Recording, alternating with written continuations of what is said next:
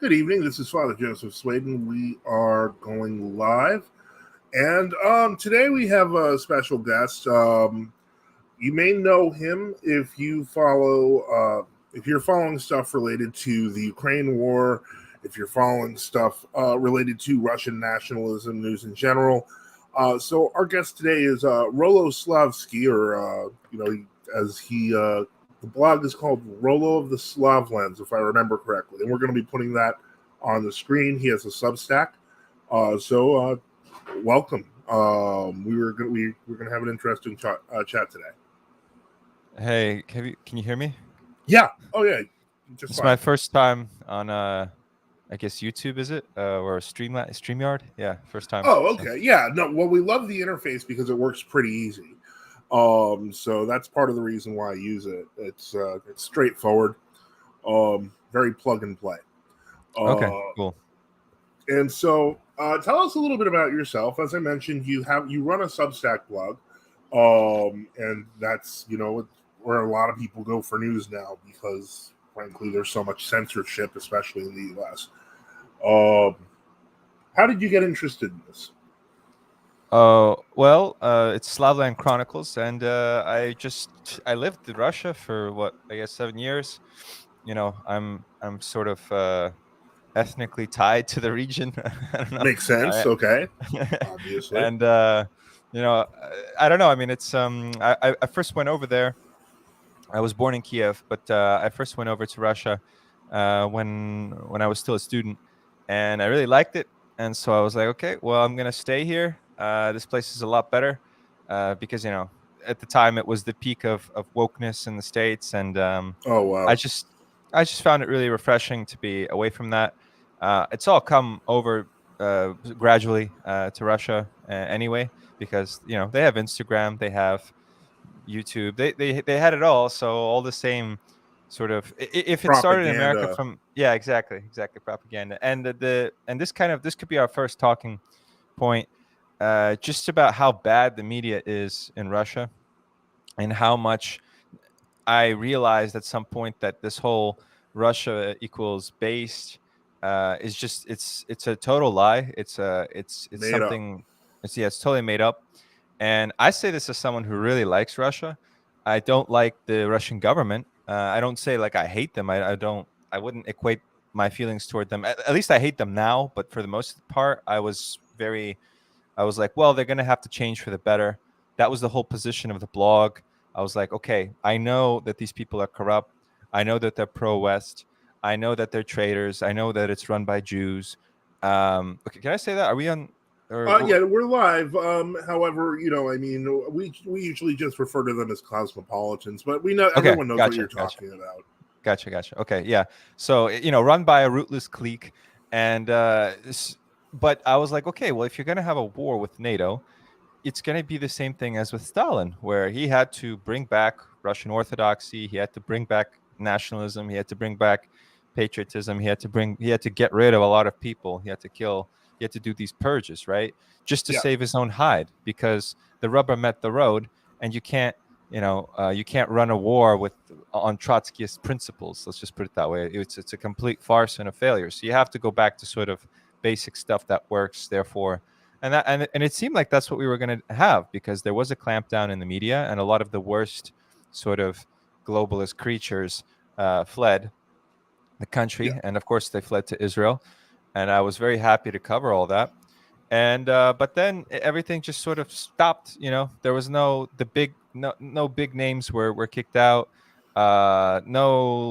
It just petered out. And so these reforms that I was expecting, this cleaning of house, it never manifested. And the closest thing that we've had to it in recent months is the arrest of Strelkov and some generals and officers in the military who are not liberal, who are not like part of the globalists. I mean, Strelkov calls out the globalists. He calls out the cosmopolitans.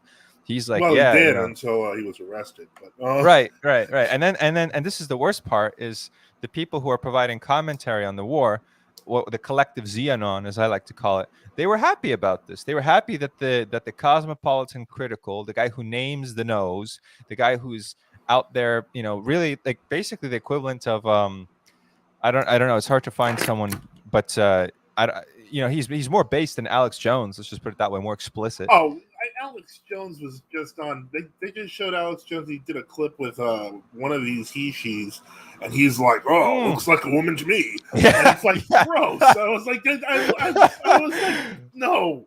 That's always been a soft spot.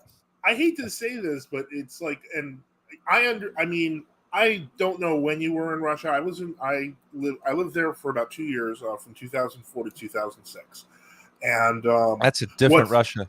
It is. But here's the thing: it was a different America too. So, funnily enough, back then, when I was there, and I still believed in voting and democracy, I was like, well, shoot, this guy's better than our president. So I really, and I found it endearing that one could write the president of the Kremlin directly from the website. I was like, that's so cool. But the point is that when it came down to it, and as the scales started falling away from the real structure of what our government in America looks like, you start realizing, wait a second, if this was run by spooks, and I mean, we know, of course, that, President Putin was, he worked in the intelligence services, but the impression that we got, or the impression that was given, especially by some of the people, the 5D bloggers, and for our audience, you might want to explain a little more on that in a minute. But the point was that basically he reformed the government to where it's like much smarter. So even though it's a spook state, it's totally still a real government spook state, as opposed to the nightmare deep state that we live in here, people in England live in, and ultimately, based on what I've been seeing from various news sources, including some of yours, it's like that in Russia too. Hey, listen, but can you toss me a link that I can share on social media real quick? A link, you mean to the broadcast? Give me 1 second. How do I do this? It's this button here. Hold on. I gotta open it up, and I'll just close this, and I'll put it in the private chat. So if you click on private chat, I'm including a link right now. So that's a link to our broadcast right now. Okay, I'll just make sure to post that. And so to the structure of the Russian government, I call it spooks and crooks, and it's basically robber barons, cosmopolitan, and the same thing kind of in the spook state. I mean, Primakov's real name, for example, and he's the guy who groomed Putin. There's like two people that groomed Putin the most, probably, and it's Mr. Primakov, whose real name is Finkelstein. And the second one is probably Kissinger, who gave Putin the tap on the shoulder, and that does not surprise me one bit. Yeah. So, and Putin writes about how much he loves, the cosmopolitan people. I mean, he's really big on that. And Chabad has really flourished. Chabad has a huge following in Russia and has for years. This is something that a lot of people don't understand. One thing that I think that is lost on the American listener, especially if you listen to people like the Saker and stuff like that, is that Russia is like just Orthodox covered.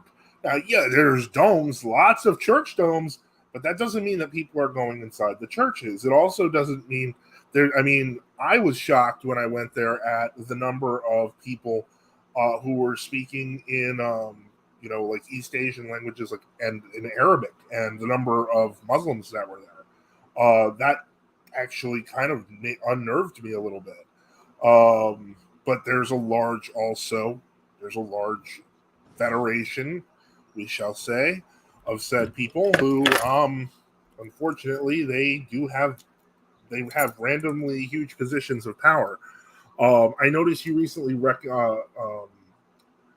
in one of your posts, you had mentioned Wiki-Spooks, and that was where I first learned about, the connection between Berlazar and Putin. And so it just, by the time you get to, especially as we watched what happened, at least in the U.S., with the 2020 debacle and everything subsequent to it, and it all started to feel like it was all just a show. And you start realizing there's a show going on there too. So yeah, I get that. It's a little disturbing, because that just makes you wonder how well it was coordinated over the past 50 years. Yeah, so you basically have a deep state in Russia, which is these spooks, basically, and ethnically, a lot of them are cosmopolitan, and so they're really no different from who you have running things in America, and they have this alliance with the oligarchs, and it's how do I explain it? It permeates everything. I wrote this whole article about how, in the past you'd have feudal lords, and so you had to basically be a feudal lord to matter, to have an opinion, to exist or whatever. And it's the same thing. There's always going to be a caste that runs things, and the caste that runs things now is the spook state. So you'll notice everybody who's even commenting on this war has some sort of intelligence agency affiliation. Saker's a good example. Saker used to work for Western, for what do you call it, the Western intelligence. Yeah, so he was working in Yugoslavia. He was proselytizing Islam, and that's actually what ended. Yeah, and that's actually that's what got him in trouble. He's pushing the whole Kremlin line, the multicultural, multinational line, that Islam and Orthodoxy are pretty much the same. They say they're very compatible because they believe in traditional values. I mean, that's like, I don't really like. Patrick Kirill said stuff like that. Yeah, I mean, it's Putin said stuff like that. He got together and he was like, we all worship the same God. Let's all be good Noahides together. So, yeah, anyway. I think Sava said it best here. He said, "Well, if this is the last stream, I'm glad I'm here." Well, we were gonna touch that third rail eventually. We have before, and we're touching it again because I didn't mean to. Oh, no. I totally forgot we were on Trust YouTube. me, if I'm Bishop Enoch may be coming in later, and I'm sure he'll have a lot to add to that. We've actually discussed this before, but we never discussed it in the context of Russia, because nobody, and that's one thing. A lot of people don't even realize that. Like when we think of spooks, at least on our show, and this is something that Atomic Lee brought up, is that we generally think in terms of the Moscow Patriarchate, because up until 1990, like they all got KGB clearances. Every single one of them had an operative name, so on and so forth, and some were more active than others. Some just did it to get along, and like John of Petersburg. But people like Patrick Kirill, I mean, he's like, is he a billionaire or just a multi-millionaire off the tobacco investments? It's like we're talking about people who had an intelligence role and in many cases profited very handsomely. But this is a whole other level, because now what you're talking about when you're talking about globalist spooks, like we're dealing with the elites, we call them here, you start realizing they're all kind of related, and they're all kind of in the same, they all have something in common. Yeah, everyone's like, we're getting canceled today. But in any case, so the point is that it's scary when you think about it, because basically on your argument that, basically the elites or the spook state in Russia is effectively cosmopolitan, then just look at the names. Look at the names. I mean, no one wants to talk. Let's name names. Who are the oligarchs? People are okay with, in our circles, they're okay with saying, hey, a lot of these oligarchs are not ethnically Russian. Okay, cool. Yeah.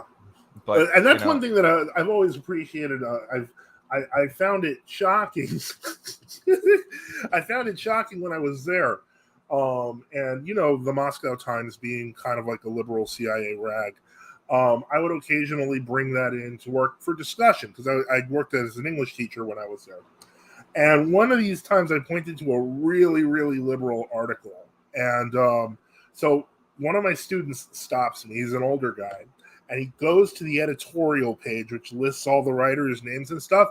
And he's like, okay, now let's look. What's this name? And what's this name? And what's this name? And I'm like, having never, that's like taboo, or at least it used to be taboo in America. So like my mouth just drops open while everyone in the class is laughing, because this should have been obvious to me. Obviously it wasn't, because I didn't know any Russian writers anyway. I just grabbed the paper. But the point is, it was obvious to the regular guy on the street. And this is, Another point, other Paul's not wrong here. He says it all clearly comes back to the mega corporations. That's totally the full extent of it. No other bonding factor whatsoever. But yeah, so don't worry. The crowd, we understand that part of the role of the spook state, to the point of our own destruction. But well, no, people about Russia, they focus on the liberal opposition. And it's like, okay, that's very true.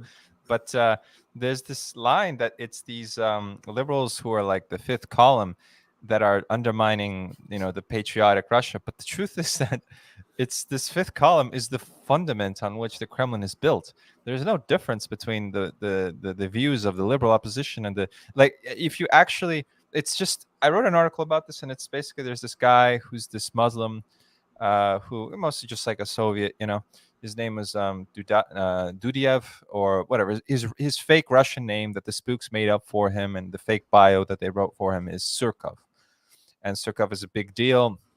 He was like the Steve Bannon or the whatever the Democrat equivalent is within. Oh, I forget his name. The bald guy, Carville, something like that. Oh, right, that Bayou guy, right? Yeah. Yeah. So he's basically that. And he was the one who crafted a lot of this stuff that we have about, Putin being this like secret patriot. But you can't. The funny thing is that it's such the peasants are so stupid and they're so eager to believe, but you can't even name a second person in the entire Russian government. Like, this narrative would have us believe that Putin is the secret patriot, and literally everybody around him is a rat. But like, where is this? They talk about the fifth column and then the patriots. So where are the patriots? Can anyone name a single public figure around Putin that's like a based patriot? You can't name one. You can't name one. I mean, it used to be Shoigu, but they've stopped pushing that, obviously. Then it was Kadyrov. And Kadyrov is also one of the... That doesn't even make... Yeah, that one... Well, no, Kadyrov is heavily shielded. There's this idiot, Orthodox canonist on Twitter. I mean, he's just I've argued with him previously. I mean, he just banned me outright because I don't even know. Like, I tried to talk to these people. I tried to set up a debate with them, but there's just something wrong with them mentally. And, they're pushing the funniest stuff. Like, Solovyov said that her son would hold, therefore her son would hold. Her son was the city that they gave up without a fight. And Solovyov is this big Kabbalist Jew, cosmopolitan, working on. He's okay, you can say Jew sometimes. It's all right. Okay, he's a Kabbalist, and he works really closely with the Orthodox because he's promoting the Zionist version of it. He's like, let's be more Old Testament, and a good Russian patriot is one who is Judeo-Christian. Well, frankly, I think all of you guys are Judeo-Christians. Not even you, because you're based. But we're gonna fight you. But that's all right. That fight's not coming yet. Give it a few minutes. But in any case, I think you're all part of the conspiracy. No, but so his thing is that like, you got to be more pro. And so it's funny to see in the West these Zianon types saying, "Oh, this Solovyov is a real patriot." Solovyov, he basically says to Russians, he said like really like horrible stuff. He said like, you don't exist. You're squatters on our land. We're gonna deal with you. We're gonna it's just like the quotes that the unbridled Semitic hatred that he is allowed to spew at the Slavic peoples.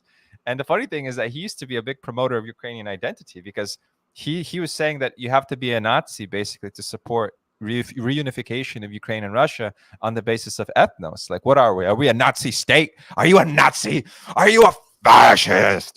That's stupid. That's bizarre. Then wham, overnight. And the same thing with Lavrov. He said only a terrorist state would ever try to take Kiev. And then literally a week or 2 weeks after he says that, he's like, well, technically it's not a war. It's a policing operation against the Nazis, so it doesn't count. So these people are not patriots. Obviously, they now have donned this new image of themselves, but at a flip of the a snap of the fingers, they're going to change their positions again. Yeah. And you can't trust them, because Lavrov is he's Armenian or Georgian, and Solovyov is cosmopolitan, and then they're promoting Kadyrov. Kadyrov was put into power by Yeah, a Surkov, who I've mentioned before, this great propagandist guy, Shadow Cardinal or whatever. He was a big proponent of Kadyrov, and he's the guy who does the PR for Kadyrov. Kadyrov can barely even speak Russian. I can't understand a word he's saying when he's doing these videos. Yeah. And he keeps saying job, job, job, job, job. He's like, how about a job, job? And it's weird. It's like he's got a tick. He looks like he's had a stroke. And base defender of traditional values. And the guy's a cokehead. You know, he's like a crazy. He's been a big drug head for, even when I was there, people would make jokes about that. Right. That's how hey, he's been doing. Try telling that to Orthodox canonists and all these retard, no offense, Orthodox who are like super here's Xenon. the problem that you're dealing with that you're not even aware of. As I mentioned, we're true Orthodox, and we exist everywhere, and there's a lot of us in Russia. To give you a little bit of background, I was part of a church. I was part of the church known as the Russian Orthodox Autonomous Church, which was then under Metropolitan Valentin of Suzdal. I don't know if that name rings a bell with you at all. No. No? Okay. Well, basically, the ROAC was basically the continuation of the Free Russian Orthodox Church, which was a very heavily bungled attempt by the Russian Church abroad to kind of restore Orthodoxy in Russia. When I say really bungled attempt, it's because the guy that they sent in, Bishop Lazar of Tambov, had policies that made it hard for catechumenics, etc., to reintegrate with the rest of the church, then caused a lot of confusion.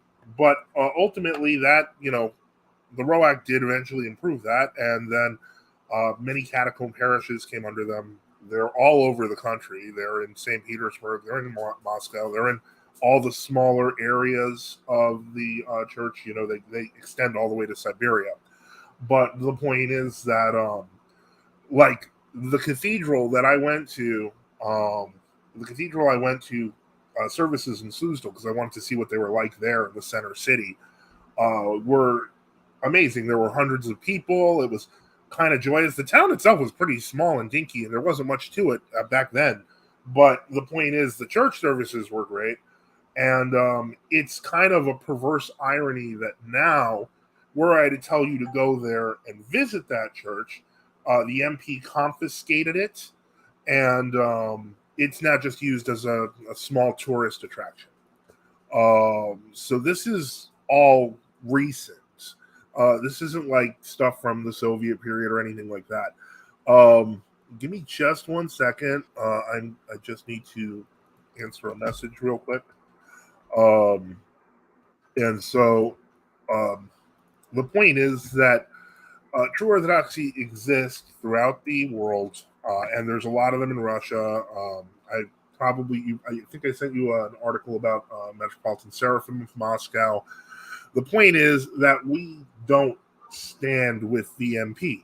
Now, granted, somebody did ask me, like, are you in favor of Putinism, or can you name citizens that are not, that are they following Putinism? I'm like, okay, look, if you live in Russia, you can still support the reunification of Ukraine with Russia, because that was a pretty darn common position, as I remember, because many Russians thought Ukraine was just part of Russia anyway. And so it's just weird, the level of insanity we're seeing from some of these people. And yeah, they're taking one side or the other. It's either the Putin side or the CIA side, which to me are basically the same side, because they're all basically a pro-New Jerusalem side. Yeah, so that's kind of the craziness that we're seeing. You're saying that within the catacombs, it's split between the pro-Putin or the pro-Z position? No, I doubt it. I think that first off, one thing I've learned is the catacombists, despite the fact that they were persecuted by the state, are deeply patriotic Russians. I don't think that they would ever. I think some of them, for example, I know Bishop Viktor Pivovarov, and I forget where he is precisely. I want to say Slavyansk, but the point is, his position has been fully anti-war. He's just been like, why are we killing each other? So I think a lot of them take the attitude that, the war itself is fratricidal, and so they don't see a good reason for it. But they're not going to make a massive protest on it, because there's no good reason that's for a that bad either. idea. It's a bad idea. And you know how it is. It's always about social signaling. So, you know, if you were against the Iraq war when it was popular, you know, you were associated with liberals or whatever, even though the correct patriot position to take is that this is not, you know, a worthy investment of American lives. And I mean, and as always in these wars, it's not Moscow liberals who are being sent to fight in the trenches, No, nor is it. absolutely not. Look at It's you. We've even seen footage. One thing that I think affected a lot of people, a lot of Americans' opinions on the war, was seeing footage of parties in Kiev. And you know, they're like, wait, because you know, we've literally seen our gas prices double. Um, our economy has gone through like it's like this president, if we wish to call him that, whoever's running the administration. Apparently, they don't even know who runs the Twitter account anymore. You know, basically, just they take a sledgehammer to the economy, and they've been taking a sledgehammer to the economy and hurting people. And one of the ways they've been doing it is while they're doing their horrible stuff, they make announcements like, "Oh, we're sending 40 billion more to Ukraine." I can tell you there's a whole lot of Americans who really don't like Ukraine anymore. They don't even know what it is. They're just like, this Ukraine is causing me money problems. And so you know, they can't even find it on a map. Well, I think it's crazy that all these, you know, I don't even understand. Like, I didn't know Orthodoxy was that big in America. I mean, I know, I realized it was a growing trend when Roosh decided to convert to whatever Armenian Orthodoxy, Then and then eventually he joined Rokor, yeah, because they're heretics. But anyway, the point is, wait, yeah, what? He did what? What did he Roosh say? joined the Russian Church abroad, the Moscow Rokor or Moscow Patriarchate, because the Armenian Church technically is a Monophysite church. It's heretical, so it's not actually part of the Orthodox Well, I Church. mean, the thing is that, and this is what I wrote about in my article, is that the reason why he was attracted to, obviously, to the Armenian Church, even if he didn't know the metaphysical arguments or the theology, is because he's part Armenian. So it's an ethnic thing. Like I know a lot of people from the dissident right that recently started getting into Christianity, but you know, obviously, like, you know, online Christianity, not the real thing. And they were like making decisions on what to do, and you know, one of them is Irish, so he's like, well, I got to be Catholic, I'm Irish. And I'm like, so what you're saying to me is that your ethnos is more important, your ethnos informs your faith. And he was like, no, no, no, no, no, no, no, no, of course not. You know, the soul comes first, blah blah blah, all that, you know, Christian metaphysical gobbledygook, no offense. And but it, you know, I get that all the time. You know, people are like, why did I join Russian Orthodoxy as well? I mean, I was baptized in it, but I didn't. I mean, I grew up in the West. I celebrated Christmas on the 25th, and it was a secular just presence Well, and this Santa is Claus. well, this is But the reason why I was attracted to it is because hey, it's my ethnic group, and my ethnic group practices this. I didn't know anything about the theology. I was like, I'm Russian, therefore I should be Russian Orthodox. My ethnos, and I'm even people who will explicitly deny it. A lot of people are drawn to this stuff because of their, you know, ethnic backgrounds. So that's why with the Roosh thing, I was like, well, it makes sense to me that he'd first try the Armenian thing, and then you're telling me he then joined the the regular, Russian, yeah. yeah. hmm Now So here's the thing. I myself am a convert. I was born and raised a Roman Catholic. I converted to Orthodoxy, and frankly, because it is because you thought it impossible. was based, right? Is that right? I mean, a No, lot of no, people this are into was because they many thought years. This it's was many trad. years ago. This was Oh, many okay. years ago, before they used those words. So no, it was actually kind of traumatic for me, and you know, it took a long time to kind of even deal with the repercussions of that conversion. We this is an apologetics channel, so our job is to defend orthodoxy from heresy. So clearly, I do feel personally convinced that orthodoxy is the one true church. What's happening now, however, is that lots and lots of people are starting to see that. In America, conversions, the OCA just put out a study today, which was talking about this. Most of the major conversions that have occurred to Orthodoxy in the U.S. have occurred within the last 4 years. That should Yeah, tell you it's something. political. Well, it's yeah. There's other things. One of the major things is this: woke has completely infected the. Right, Have you lived in the right. U.S.? Yeah, I lived 19 Okay, years in the so West. now Yeah. you can imagine most towns, they had like their churches and stuff like that. Well, what happens when your town's church and the next town's church suddenly have rainbow flags on them? What Well, do you I do? lived in a very liberal area, Oh, so always. you saw those early. Yeah, yeah. That everyone's freaking out about the rainbow and it's like I've seen that since I was a kid. Yeah, but only if you're in a big city. Like when I was in New York, we saw stuff like that. But even then, people were like, "Ooh, stay away from that block." I mean, it was just like the point is you expect that in the big cities, but now they push it everywhere, and that is, I think, what's That is driving scary. people away is that they start realizing, okay, well, where's the more traditional Protestant church? And then they begin to investigate the question of how Protestantism works with tradition, which is it generally doesn't. Whereas wokeness is antithetical to Orthodox thinking. In Protestantism, it can be a very natural conclusion because it's completely subjective in terms of truth. So that's why, not saying that that's true for all Protestants. It certainly isn't. Lots of Protestants are disgusted by it, but when it comes down to it, can they actually say that their hair? Well, they can, but if you have no, how shall I put it, no organizational force to enforce ideological conformity in Protestantism, you're stuck. And that's true with a lot of denominations in the U.S., which is why they're all falling apart. And a lot of people thought Rome for all these years was a safe place. Then Pope Francis came and blew that up. And Yeah, like so, but it was a political thing as well. Like with Pat Buchanan. I mean, Buchanan, that's a wasp, but it was part of this trend of I American. think he converted to Catholicism towards the end, though. Yeah, more recently. Or is that no Newt Gingrich? No, I'm I thinking of think it Newt was part. Gingrich. Yeah, I think it was part of a trend back then that they wanted something more traditional, and so they all became Catholic. I don't know, but I think it's stupid to be. I don't know if you want to go there. I think it's stupid to what do you call it? Oh wait, I see a comment coming up from Atomic Lit. Can I talk about that? He says ethnic religious Yeah, I put it on determinism. the screen.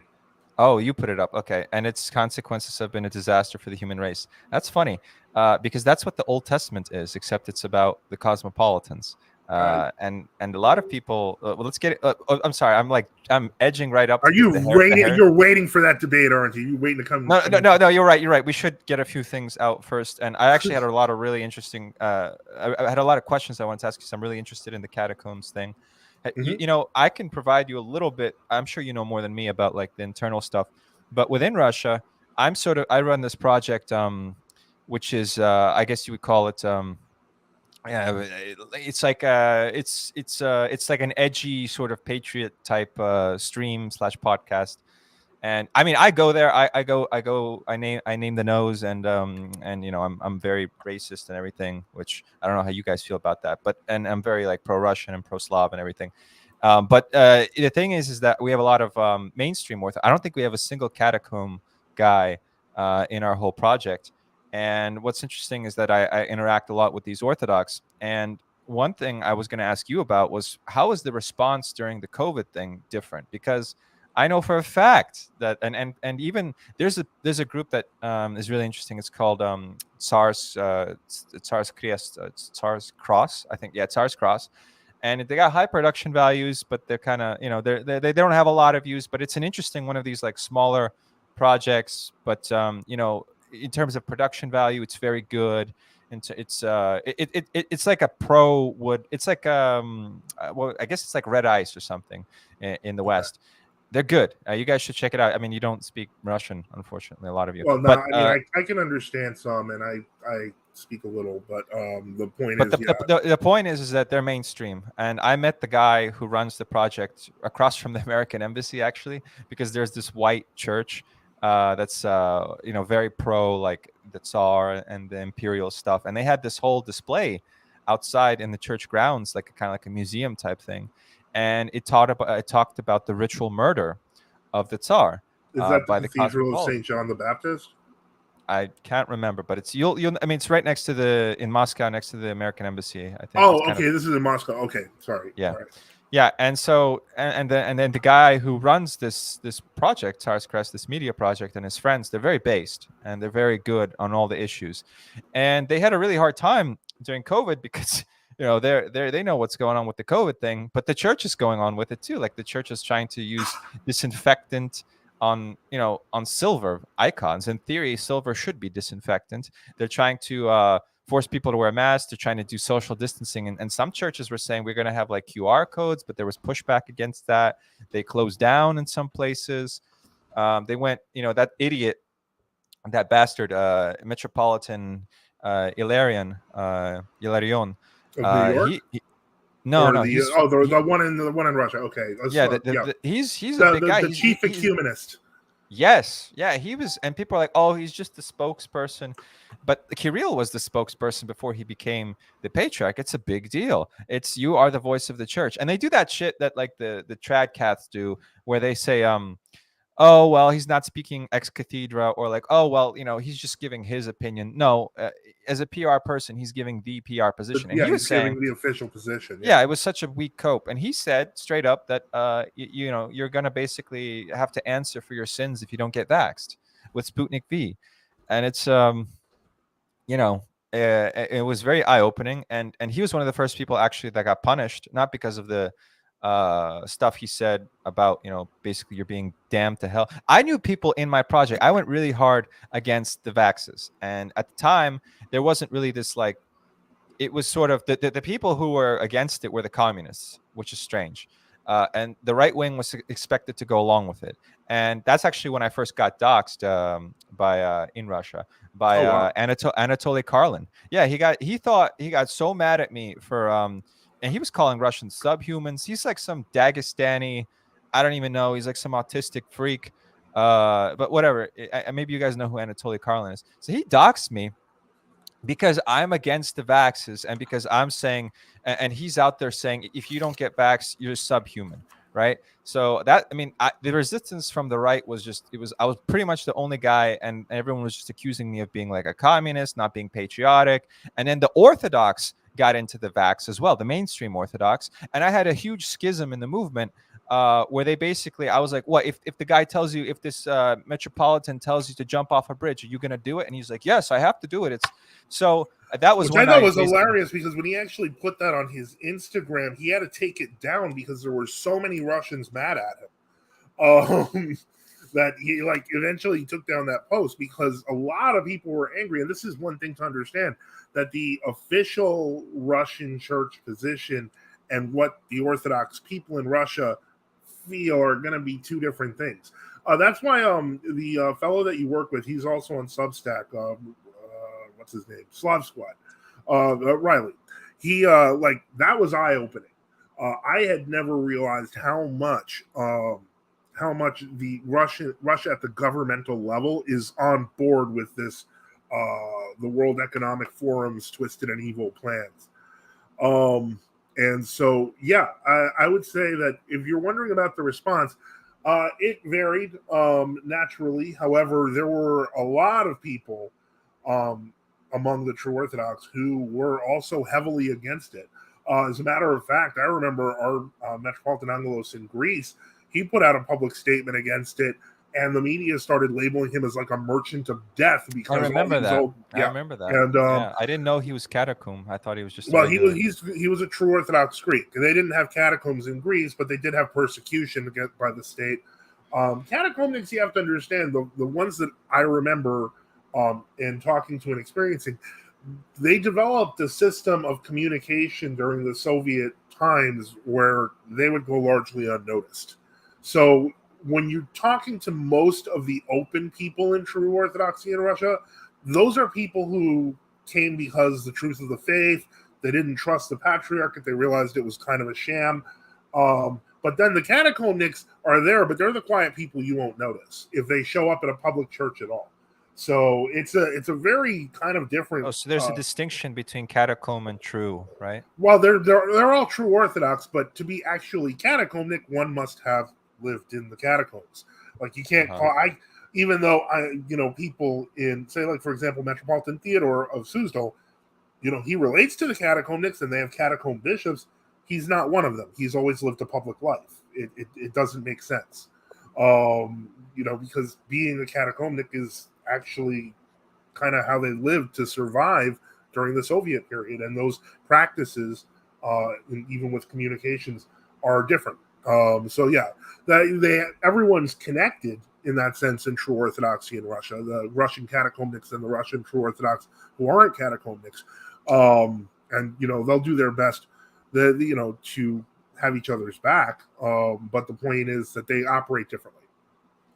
Well, could you enlighten me? So in the West, are there more are there more of these true Orthodox than regular affiliate? Because I thought there No. was a reconciliation, wasn't there, in the 90s? Yeah, you're thinking of the 2007 union between the Rokor and the Moscow Patriarchate.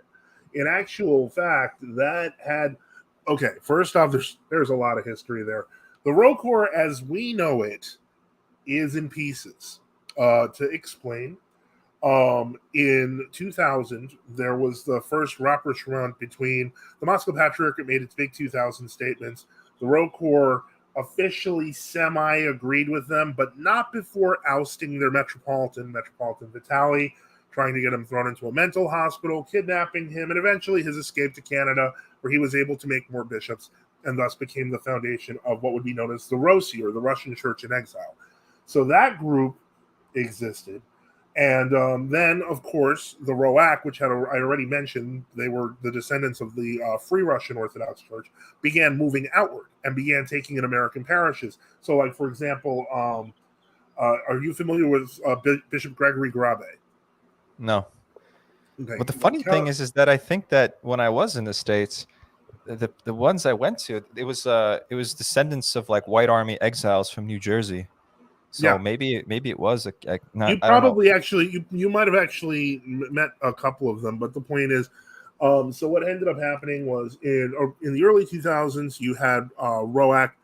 Eventually, the group called the Rossi, the Bishops Lazar and Benjamin would kind of say that they got permission from Metropolitan Vitaly, and they produced a document saying so. And they ended up forming what would be known as the Artak, and so they ended up forming a bunch because they had Rokor had a Free Russian Church technically up until 2007, and it kept branching off because they kept trying to order people what to do from New York, and a lot of the time it didn't make sense. And so once the thing happened with Metropolitan Vitaly, they, more Russians broke away. They became kind of distrustful of what New York had up their sleeve, and with good reason. And meanwhile, there would be occasional American parishes that joined with Metropolitan Vitaly's group, then with the Arch. So you're telling me that there was a reconciliation effort and that it was really shady and yeah, it was all underhanded, the whole thing. And why? I mean, did these people not know who runs like everything in Russia? Like they should know better than. No, they don't. No, they don't. I fell for it. And so the point is, what ends up happening? Finally, we get around to 2007, and that's when you get to the Rokor Agafango, because they had plenty of time. They knew what was going to happen, so they reorganized. They got all their parishes together, and when 2007 that signature happened, that group broke away. Now, all these groups do exist still in America, and they're actually all really a lot bigger in Russia than they are here. But some of them are pretty big here, but the point is it's a lot bigger in Russia. I don't know how to even. I heard that there was 300,000 Orthodox in America. What do you think? No, I would think that number is too low now. I'd say, oh, right. Yeah, that it's probably closer to 1 million, well, maybe even 1.5 million, 2 million people. But well, let's say 1 million. What percentage of that would you say would be true Orthodox? I have found that statistically it ranges, and the numbers are changing. The numbers are changing rapidly. It was 10% to 15% of the general Orthodox population, because they don't usually poll as themselves. They'll just poll, like if someone's in Rossi, for example, they'll just refer to themselves as Russian Orthodox because that's what they are. So they're not going to. So a pollster wouldn't know. But we found it goes to about 15% of the population. In Romania, however, where the persecution was incredibly egregious, they number now because of birth rates, simply because traditional Orthodox parenting and family practices lead to larger families. I think they're getting close to 1/3 of the population of Romania. So they're actually kind of not over, they're extremely confident that effectively the patriarchate's followers will just die off. And so, 2 or 3 generations, they take over. That's the way they see it. So I think that everyone in true Orthodoxy is cautiously optimistic, because as world Orthodoxy keeps getting exposed for what it is, ecumenistic, modernist, Masonic, etc., people aren't buying it. And that's what was so scary about, and for me, hilarious about that OCA survey that came out today. All these people are literally coming in because they want to go to a church that's not affected by modernism or ecumenism. Well, you're about to get a horrible wake-up call, and will be. Is it really that bad? Is it really like the mainstream Orthodox are pushing in America, like Elpidoporus, who's the head of the Greek Archdiocese, the largest of the World Orthodox churches in the U.S., had a gay baptism thing. Like, it was this famous Greek couple. Yeah, that's the Greeks though. They've been always very. Is that a fanar thing, or is it a? No, there was a problem with it in the OCA too. They had to do a protest letter and all this stuff. It was bad last year. But is it because they're being told to do that, or is it just because everyone's gay now? So if you're going to I think it's a combination. It's a combination. Keep in mind, for example, that the intellectual centers of Orthodoxy in the U.S., and I'm putting that in quotes, would be like St. Vladimir's and like St. Tikhon's. These organizations were fundamentally corrupted by the Paris School. I don't know if you're familiar with that, with the Paris School, but the Paris School is basically a group of emigres that went to France and were affected by a lot of notions of theosophy. Actually, that was part of the reason that the Axis was suspicious of them during World War II, was because they assumed they were all Freemasons, whereas they treated the church abroad relatively nicely. But basically, these particular theologians, this particular school, the School of St. Sergius, a lot of their theologians went to America and immediately were just all over the place, changing the nature of the education of the future students and priests of the U.S. So this has been, honestly, decades in the making. So yeah, we've gotten to a point where, I walked into, it was an Antiochian church for a wedding, and I had my cassock on. And I guess the new priest, he was a priest, he was going to be ordained a priest, comes up and he's like, "Oh, wow, it's so nice to meet you. You must be Russian." And I'm sitting here like, why would you say that? No, I'm American. And he's like, "Yeah, but you're wearing a cassock. That's only a Russian thing." And I'm sitting here dumbfounded because almost every saint of the Antiochian church from the 19th and 20th centuries, you have photographs of them with cassocks on. And so I was dumbfounded. He just thought I was a Russian because I wasn't wearing one of those little black suits with the dog collar, like an Anglican. And this was a young guy. He was like 15, 20 years younger than me. So I knew that they're still teaching this stuff. And so there's going to be a thing where the rubber meets the road, where you have a whole bunch of people coming in to Orthodoxy because it's so trad and chat or whatever. And you're going to meet these liberal clergy who don't know what to do with them. And that's literally what's happening now. I remember even like... this is true, by the way, anyway. When I was in the States, the Orthodox... It was Greek, though. That was when I was studying.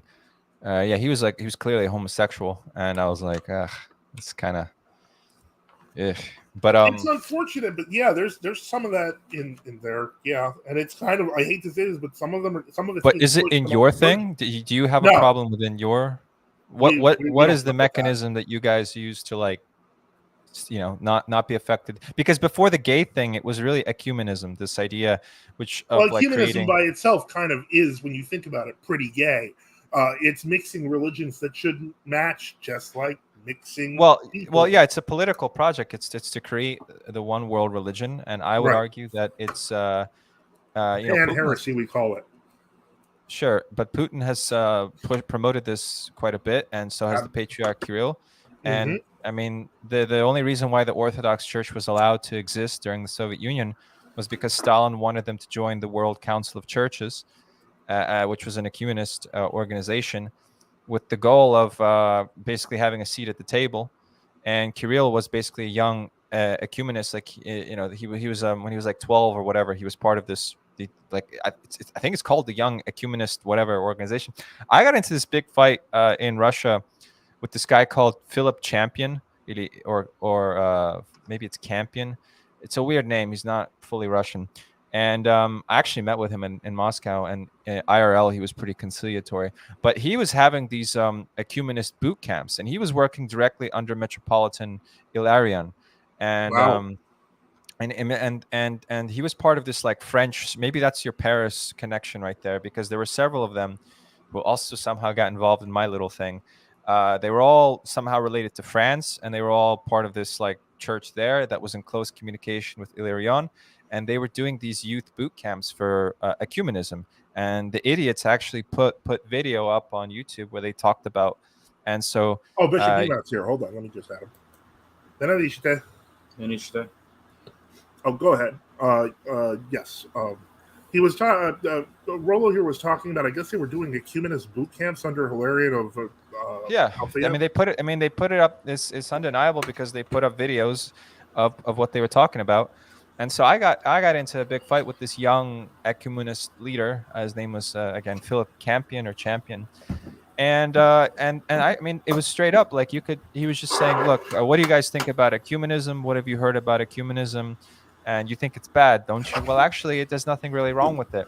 So yeah, I mean, before the gay thing, I think the thing that they were pushing the most was ecumenism, and that's what you get on the state level still, where you have Putin and the patriarch sitting there with the Quran, the whatever the I don't know the rabbis, and they're saying, look, we're pretty much the same. We believe the same stuff.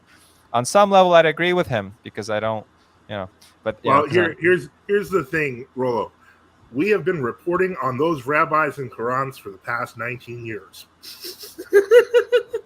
Well, my point, I'm sure you guys are much better on that, and that's why I'm, if I were forced to, if I was in a medieval ages type scenario, I definitely. If we had to force you to become Orthodox, you would choose us. So that means a lot. Okay, but we'll talk about it.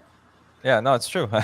and frankly, I would. I mean, it's like I was trying to get into because I thought the Orthodox were supposed to be trad and everything, but and there's this girl. She's really nice, really smart, whatever, a woman, and she's like big in the whole Orthodox world in Moscow, and so she was like telling all this, and for to her credit, I've clashed with her before, but whatever.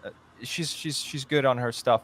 And she knows her stuff is what I'm saying. And she was talking about how, so this is someone who's trying to defend, Orthodox. She's part of the mainstream. She's got all the things that you would think someone would basically be on the side of the people she's critiquing. But she was saying, in Moscow, they're opening cafes on church grounds to get the youth to come. They're preaching tolerance, and it's very, and she's forced to speak up and talk that no, you shouldn't push this social liberalism. And she's talked to some of the young priests there that are pushing this sort of thing, and they're saying, well, we're trying to appeal to the youth. It's like, well, there are youth that aren't spiritual homosexuals that you could try appealing to. I don't think. Is that recent? Oh, it's happening all the time. Yeah, in Moscow, there's the churches in the city are appealing to the youth, according to her, and she knows all of it. She goes to all of them. Moscow, if you've ever been there, I hate Moscow, but it's true that in the center of Moscow, there's churches on every other corner. So there's this network that's been trying to do this youth outreach type stuff. They're not putting up rainbow flags, but they're being very. The big problem it doesn't usually is that they're using those same. We've seen those methods used before in Protestantism here in America. Right. They don't work because the youth are looking for something real. And when you start doing things like, oh, let's put a cafe on the church grounds and maybe that'll attract them, you're asking for the youth to leave. Is what? Well, I don't mind the cafe. Actually, I think that's an interesting idea. Personally, but I sit on my laptop and I work in places, so it'd be kind of cool if I could be in the church on my laptop. But I understand that that's not it's not why people come to church. It isn't.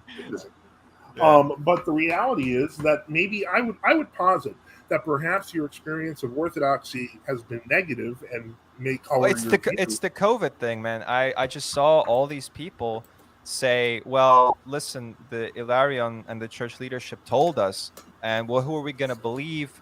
We're just going to do it because we're just blind believers." And that's what really got me forced to butt heads with the mainstream Orthodox. Now, in Russia, there are, like, I know a little bit about the catacomb people. I guess the true people, the schismatics, The as they're called. well, we call them true Orthodox, but yeah, they call them schismatics. Right, and a lot of them are more nationalist and based. And so, for example, there was this the Muslims. It was an Azerbaijani effort. They tried to put up a mosque over what appears to have been like one of those sacred historical places where I think a christening occurred in like ancient Russia or something, and or it was like where an army stopped to pray, like some sort of sacred Some ground. historical shrine they wanted to put a mosque on top. Right. Yeah. It was near Moscow, and so who came out to defend to fight against the mosque? It was these it's called the 4040s, the Sorakov, and from what I understand, they're schismatics or true Orthodox or Yeah, catacombs. I'd research them further if I were you. They're not. They're not. Or what are you saying? You're saying No, they're I not? mean, Or no, I'm saying you should read if they're true Orthodox. You might want to learn more about them. oh, okay, yeah. Well, I'm saying that, yeah, actually, it seems like within Russia, within the mainstream, you have a lot of these liberalizers. Whereas if I was to look for a more traditional based version, it would have to be the so-called schismatics, because they actually do stuff to fight against Islam and stand up for actual trad values and stuff. I wanted to share a story with you guys before we get into The the religion mud thing. the mud flinging. Yeah. So there was this story about there was this family.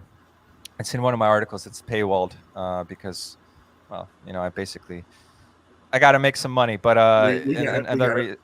but so I wanted to share this with you. And there was this family of Cossacks, and they were, I'm pretty sure, true Orthodox or whatever. We have a lot of And Cossacks.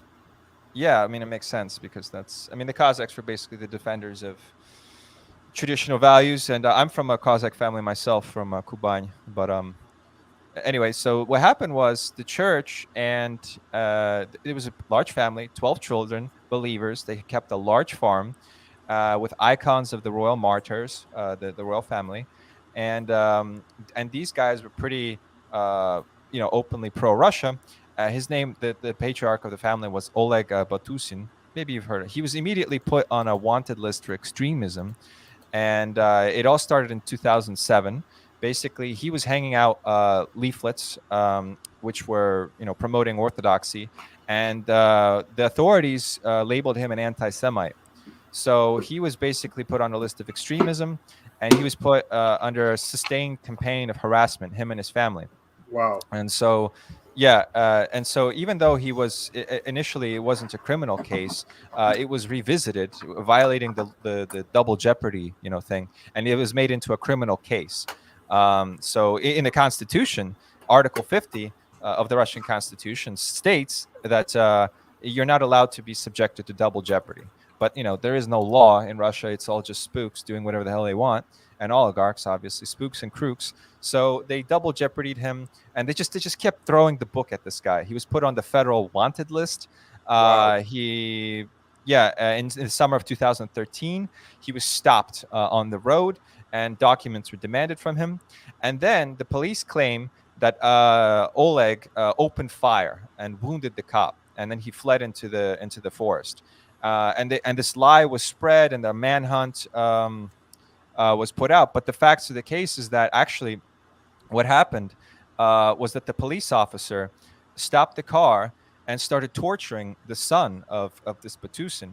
And he's a 15-year-old guy, boy, and he broke his spine in front of the father on the road. Oh my God.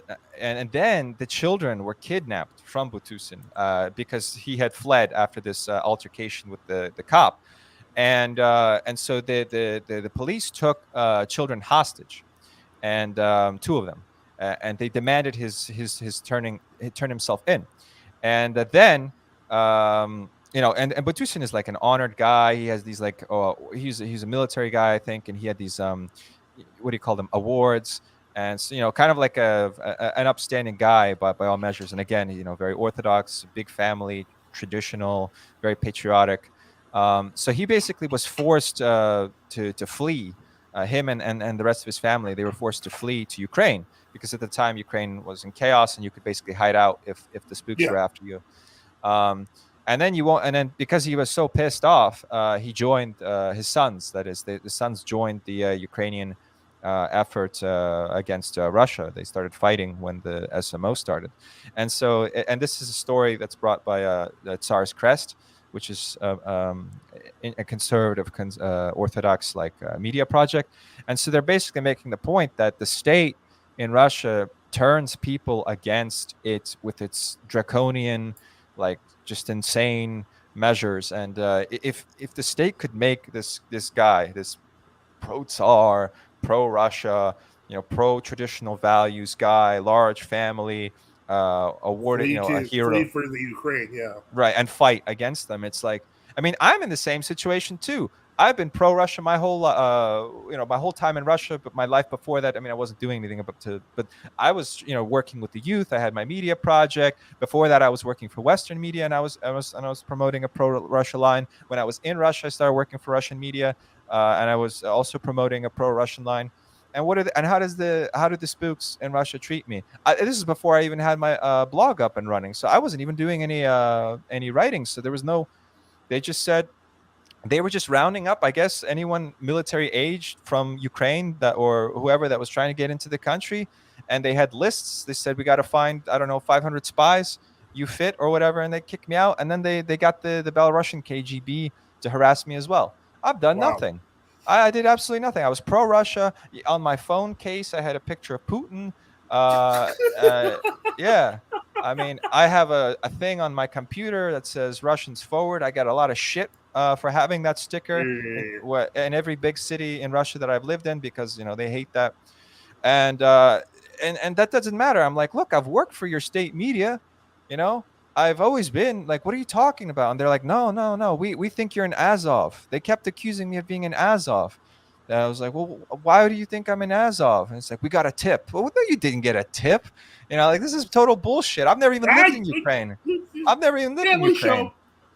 It's so that's what the Russian state is. If it's either malicious or incompetent or both, because they've harassed other people that I've known who I know are pro-Russian, who I know are good, upstanding people, and it just, what they do is they just go for anyone that isn't they would never go for me actually if I was an American spook, right? Because they work for these guys, So if I actually had they all work connections, together, yeah. yeah, then it'd be like, then I'd be off limits. They can't touch me. He's got a roof over his head. It's called a krisha. A krisha, yeah. Yeah, I'm surprised that I saw that term. You used that in the blog recently. I remember when I was there, you couldn't own a business without a krisha. Like, unless you and different area. Yeah, and it depends on who runs your part of the town. So my friend had a hookah business, and it was actually a hookah / podcast studio. So we would meet there, and so he had to pay a bribe to the FSB, because that's just how business is done. And once you've sort of done things illegally, they basically breathe. And I had to bail this guy out. It was the FSB that actually they've progressed. Back when I was there, it was just the Russian mafia running it, but now it's official. I mean, it's always been them. It's just some parts are owned by the Armenian mafia, some are owned by the Georgian mafia, some are owned by, God forbid, the Chechens, and the FSB is just one gang among many. Many people think that the FSB is like the Russian gang. It's not the Russian gang. It's the cosmopolitan gang. And then there's the traditional Hasidic gang, or the Chabad gang, and so yeah, different parts of the city are. And one of the things is that one of our friends, not a close friend, but a guy that we knew, who was a patriotic Russian, a big business owner. He had 12 businesses, restaurants in St. Petersburg. He was arrested because he refused to shut down. A lot of people in America were refusing to comply. This guy got railroaded. I think he's still in jail. I mean, they treat him like. Which chain was this? I don't know if it's a chain. He just owned several businesses, and he was Riley Slavskwa wrote about him too. He was one of these rallying guys who was saying, no, we're not going to shut down. We're gonna keep working. This is bullshit. Yeah, they threw his ass in the slammer. So that's really when everything just started. And then they closed my friend's hookah business, and he was still on the hook for $2,500 after he liquidated everything, and he still owed $2,500. I had to bail his ass out too, So I mean, it's like that. Rolo. These people went really hardcore, and at that point is when I really started having a lot of doubts, and they just, I mean, why would you wage war on your own citizenry? Why would you shut down people's livelihoods? And the thing is that in some countries in Europe or like in America, they paid compensation for a bit. Not in Russia. Not in Russia. So it's like, we're going to Yeah, take everything that you own. You're probably in debt already, and we're going to throw your ass in jail if you. So it's and why? There was no COVID. There was no I epidemic. will say that a lot of that money that supposedly went to American businesses got sucked up in scams. A I lot know. of I it was in one of those scams. I said my business was shut down and I got COVID relief. So seriously. yeah, I did. Well, I Well, there needed are money. winners and I mean, losers in every case, I guess. yeah, Anyway. I'm gonna be a winner. What can I say? I'm gonna collect government money. But no, I mean, it Okay. was. I mean, and that's basically the big, and no one wants to talk about it. Everyone was like, I was on this stream with Ozzy Kozak, and he was saying, oh, well, it wasn't really happening and nobody did it anyway. Well, first of all, the fact that the Russian people resisted their government is cool, and that's really awesome. But no, they were. Everyone has stories. Like, I went out for a walk to feed the ducks in the park, and these policemen in their black masks came up and started harassing me. Like, I met the girl the other day who was talking about that, and she's like a liberal, so she's not exactly, but she was like, yeah, it was intense. You couldn't go anywhere, 200 meters. They were on the prowl looking for people. You had to have passes to go into certain parts of the city. And everyone pretends this doesn't happen. And the Yeah. Orthodox Church totally went along with it. Well, Totally the went World along with it. Orthodox Church, but that's what we're going to get into right now. Let's think about that here, because now, as I understand it, you refer to yourself as a Marcionist of some kind. Not from Mars. I think it's called No, Marcion. Marcionist. Yeah, I think Marcion. Yeah, Marcionite. Yeah, well, for me, actually, it was also related to COVID, because I was, I had a lot of free time, and I started really getting into the faith. I thought it was the end of the world, so I started really, and I've really read my Orthodox stuff. I mean, I've read what do you call it? All of Seraphim Rose, everything Father except one Seraphim book. Rose, yeah. Yeah, Okay. all of it, which was really interesting. It really got me. Actually, it got me into all this esoteric stuff. I've read St. John's Ladder. I really got into hesychasm and the Philokalia, and I really wanted that. I really wanted the actual mystical Orthodox experience. And what I found, and I was still in communication with Orthodox at that point, was that every time I tried to ask them about hesychasm, and I learned that Dostoevsky was into hesychasm, and I learned that there was this whole. To me, it was like, finally, I found the actual living, breathing, mystical, magical, direct experience, real deal spirituality within Orthodoxy. It's hesychasm. Well, that's the essence of Orthodoxy, is the experience. I mean, there is no experience in going to. There's no experience. It's just. You could just go to the YMCA and you get the same thing. I'm sorry, but like Wait, hold on. I going got to. it. Let me Let's define terms real quick. When I'm talking right. about experience, I'm talking about a spiritual experience. I'm talking about altered states of mind. The stuff that you read about, like light and seeing and speaking, hearing the voice of God. That's like magic. I'm talking about magic. Well, it's not. Yeah, it's not. I know you guys don't refer to it as magic, but I'm maybe I'm trying something that bends the paranormal. I don't know. See, I feel like that's one of the things that we have to realize, and that I don't know, maybe this is exactly the test case that priest had told me about when it comes to stuff like the Philokalia. The main thing is that when I say experience, I mean the direct interaction between God and man. This occurs at every divine liturgy when we consume the body and blood of Christ. But that's just a metaphor. It's not like it's not real. No, it is real. We believe no, it's it isn't. Real. You're not literally hearing the voice of God. You're not literally talking to God. You're not literally experiencing something. Okay, so you've said prayers, correct? Of course. And I started my path away from Orthodoxy by doing what the Philokalia recommended, which is the prayer of the heart. and I was The repeating Jesus it. prayer. Yeah. So And so I do know my well, hold on a sec. So I just really want to define terms here. yeah, You're using that's I always hit against this roadblock. You're basically like, imagine that there's food on a plate, and then next to the food on the plate is a picture of the food on the plate. mhm. And you're referring to this picture as the actual food, and I'm saying no, there's a No, difference. Your that thing where you're like doing these rituals, or except you're we it's not actually have real. food on a plate. It's literally physically and spiritually It's food not on a spiritually. plate. No, that's okay. That's our belief. Now, granted, there's no Exactly. altered. That's your There's no belief. well. There's no That's your all. belief. You just But tell yeah, yourself that, but it's not but object. altered Spiritual states of experience is mind. God isn't objective. peyote.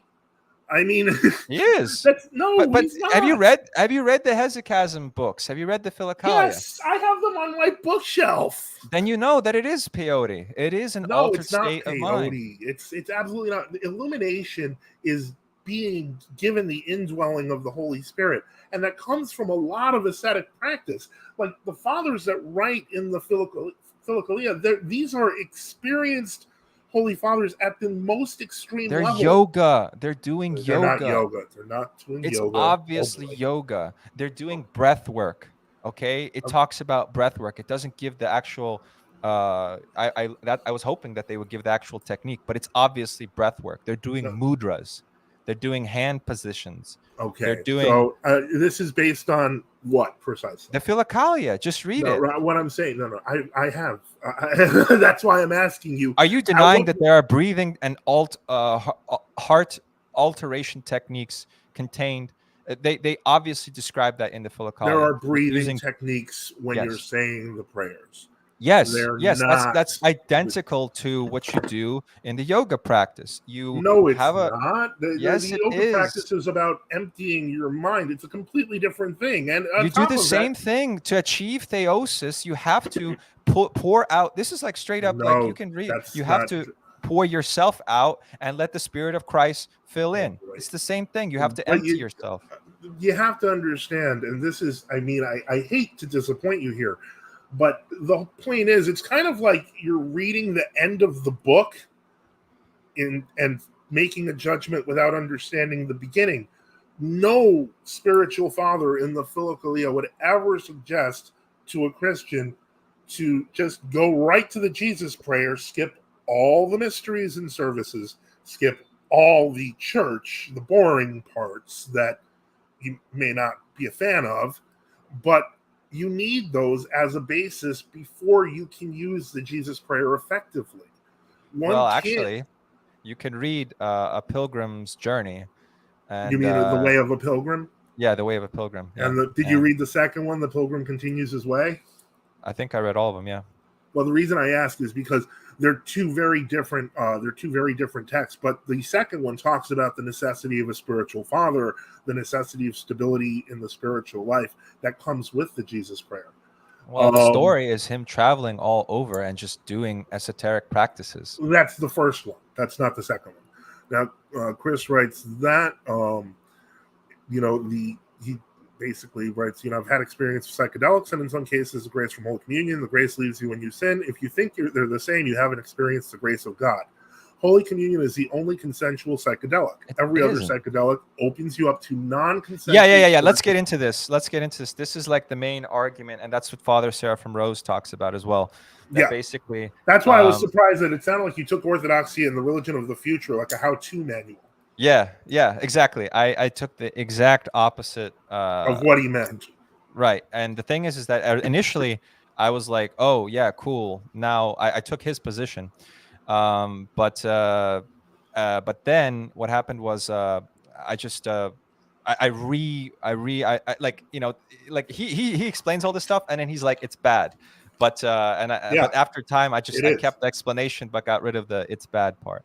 Yeah. So, but I just want to like stress this. But there are altered states of mind, and that's the core of spirituality. I'm sorry. Well, and you even have it in like. But that's my point. If you think that altered states of mind are the core of spirituality, your religion is LSD.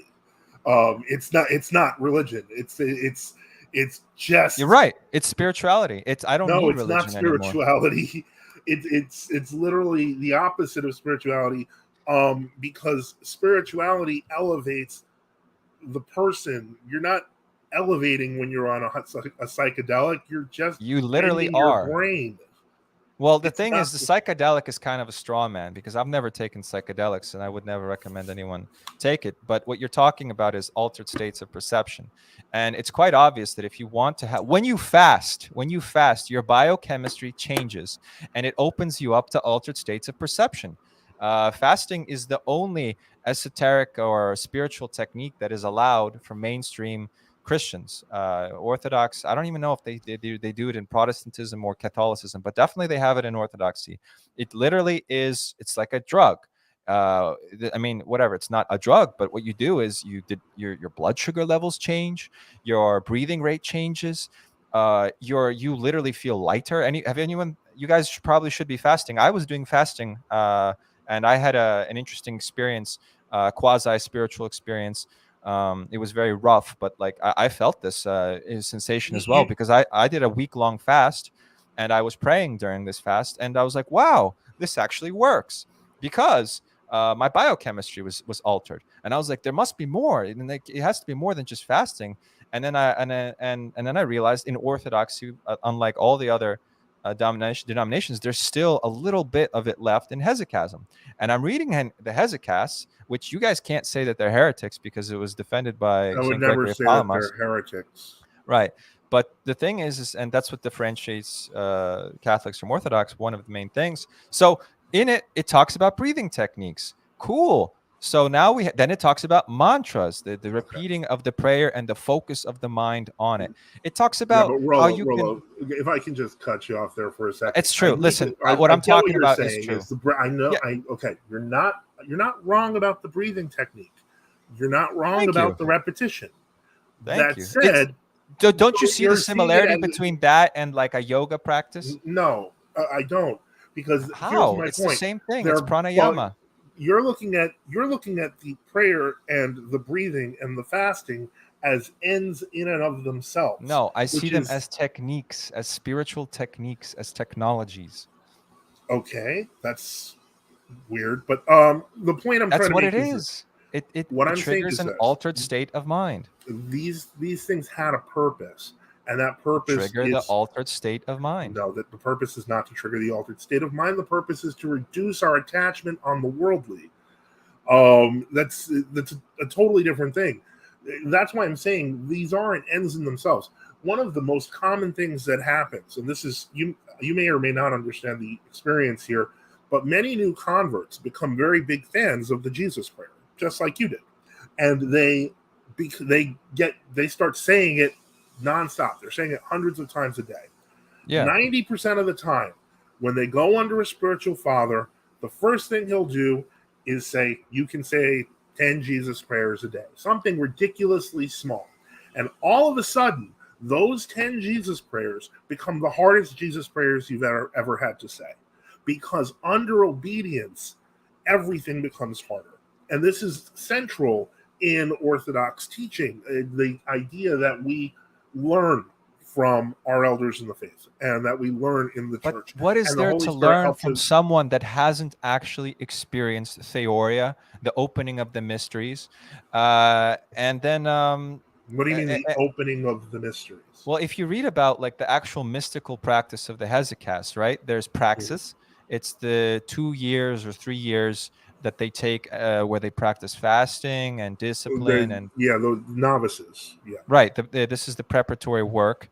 And then you have theoria, which when mystical stuff starts happening, you start entering altered states of mind, and all of it is to achieve the final. And that's when the mysteries start opening up to right, you. But what you need to understand is that in context, these people in this practice, when they're doing this, are also going to church anywhere from 2 to 7 times a day.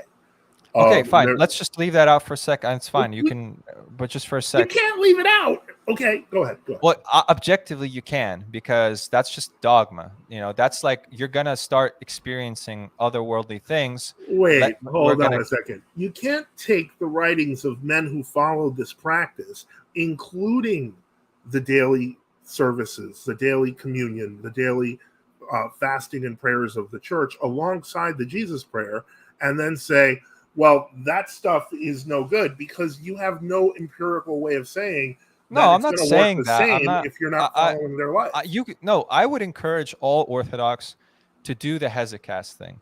If you want a genuine mystical spiritual experience, it checks out. Because what I'm saying though is that the techniques are universal. It's biochemistry manipulation, and stop just for a sec.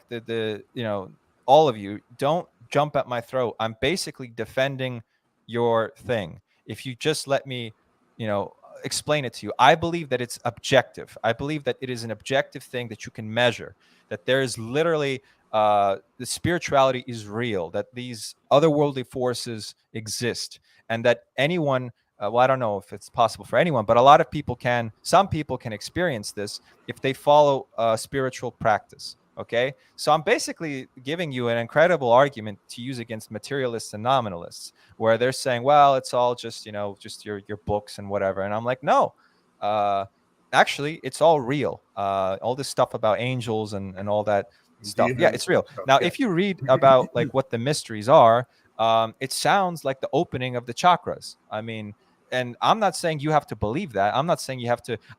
What I looked at with the Hesychast stuff, I was at the time, again, I was into the Orthodox thing, but I realized that I could, yeah, like you said, I could just take the techniques and I could compare them to the techniques of other practices. And what do you know? What do you have it? I'm like, wow, they're identical. They're very not similar. Identical though. They are identical. You're confusing the thing, which is the dogma that's associated with it. But just forget about that for a second. Do you have breathing techniques in pranayama, in yoga? Yes, you do. Do you have mudras, that is chanting, that is repetition of a phrase? Yes, you do. Do you have the same basic structure, the concept of the opening of the mysteries? And this is what in the Orthodox tradition, you can't say that this is all fake. But now here's my point. Here, now you obviously felt that ecumenism, by its nature, is wrong. Whether you realize it or not, you're adopting ecumenistic principles. No, I'm not, because it's not about belief to me. So it would be ecumenist if I said something like, well, we all kind of believe the same things, just be nice to each other and believe in the one God. That's not what I'm saying at all. I'm not talking about belief. I'm talking about praxis. I'm talking about... But you're saying the praxis is the same. You can get the breathing exercises from yoga. You can get the breathing exercises from Hinduism. You can get the breathing exercises from Orthodoxy. You can get them from Roman Catholicism if you choose the Eastern flavor. But the point is, that's not they're prayers, not simply breathing exercises. There's an end to reach for them. Their techniques. Sure, and that's true. That the end is different. I agree, and your interpretation of the stuff that you're going to experience is going to be different. Case in point, Father Seraphim Rose saying, he said basically what I'm saying. Hey guys, it's all real. These drugs and these techniques or whatever. And he had a thing. He wrote a lot about transcendental meditation. Yes, and he talked about how it was wrong. Yeah, but hold on. But he didn't say that it was not real. He didn't say that it didn't work. The whole point of his book is that this works. This is real. I see where you might have some confusion. Now, I don't know how familiar you are with the Orthodox Word, which was Father Seraphim's magazine. What? Is it Prelist? Sorry. No. Prelist is no. It's I was talking about a magazine. Okay. Yeah, Prelist is spiritual delusion, or plani in Greek. The point is that he would often, in many Orthodox writings and the writings of the Fathers of the Church, he would talk about these delusional type of practices of Eastern religions, etc., and how they could be warded off through the sign of the cross. The point is that it's a very dangerous route to take. We're getting off track. Hold on. Do you acknowledge that it's real, that it works? What? The angelic and the demonic, and yeah, I acknowledge those things are very real. And that altered states can be achieved through these techniques.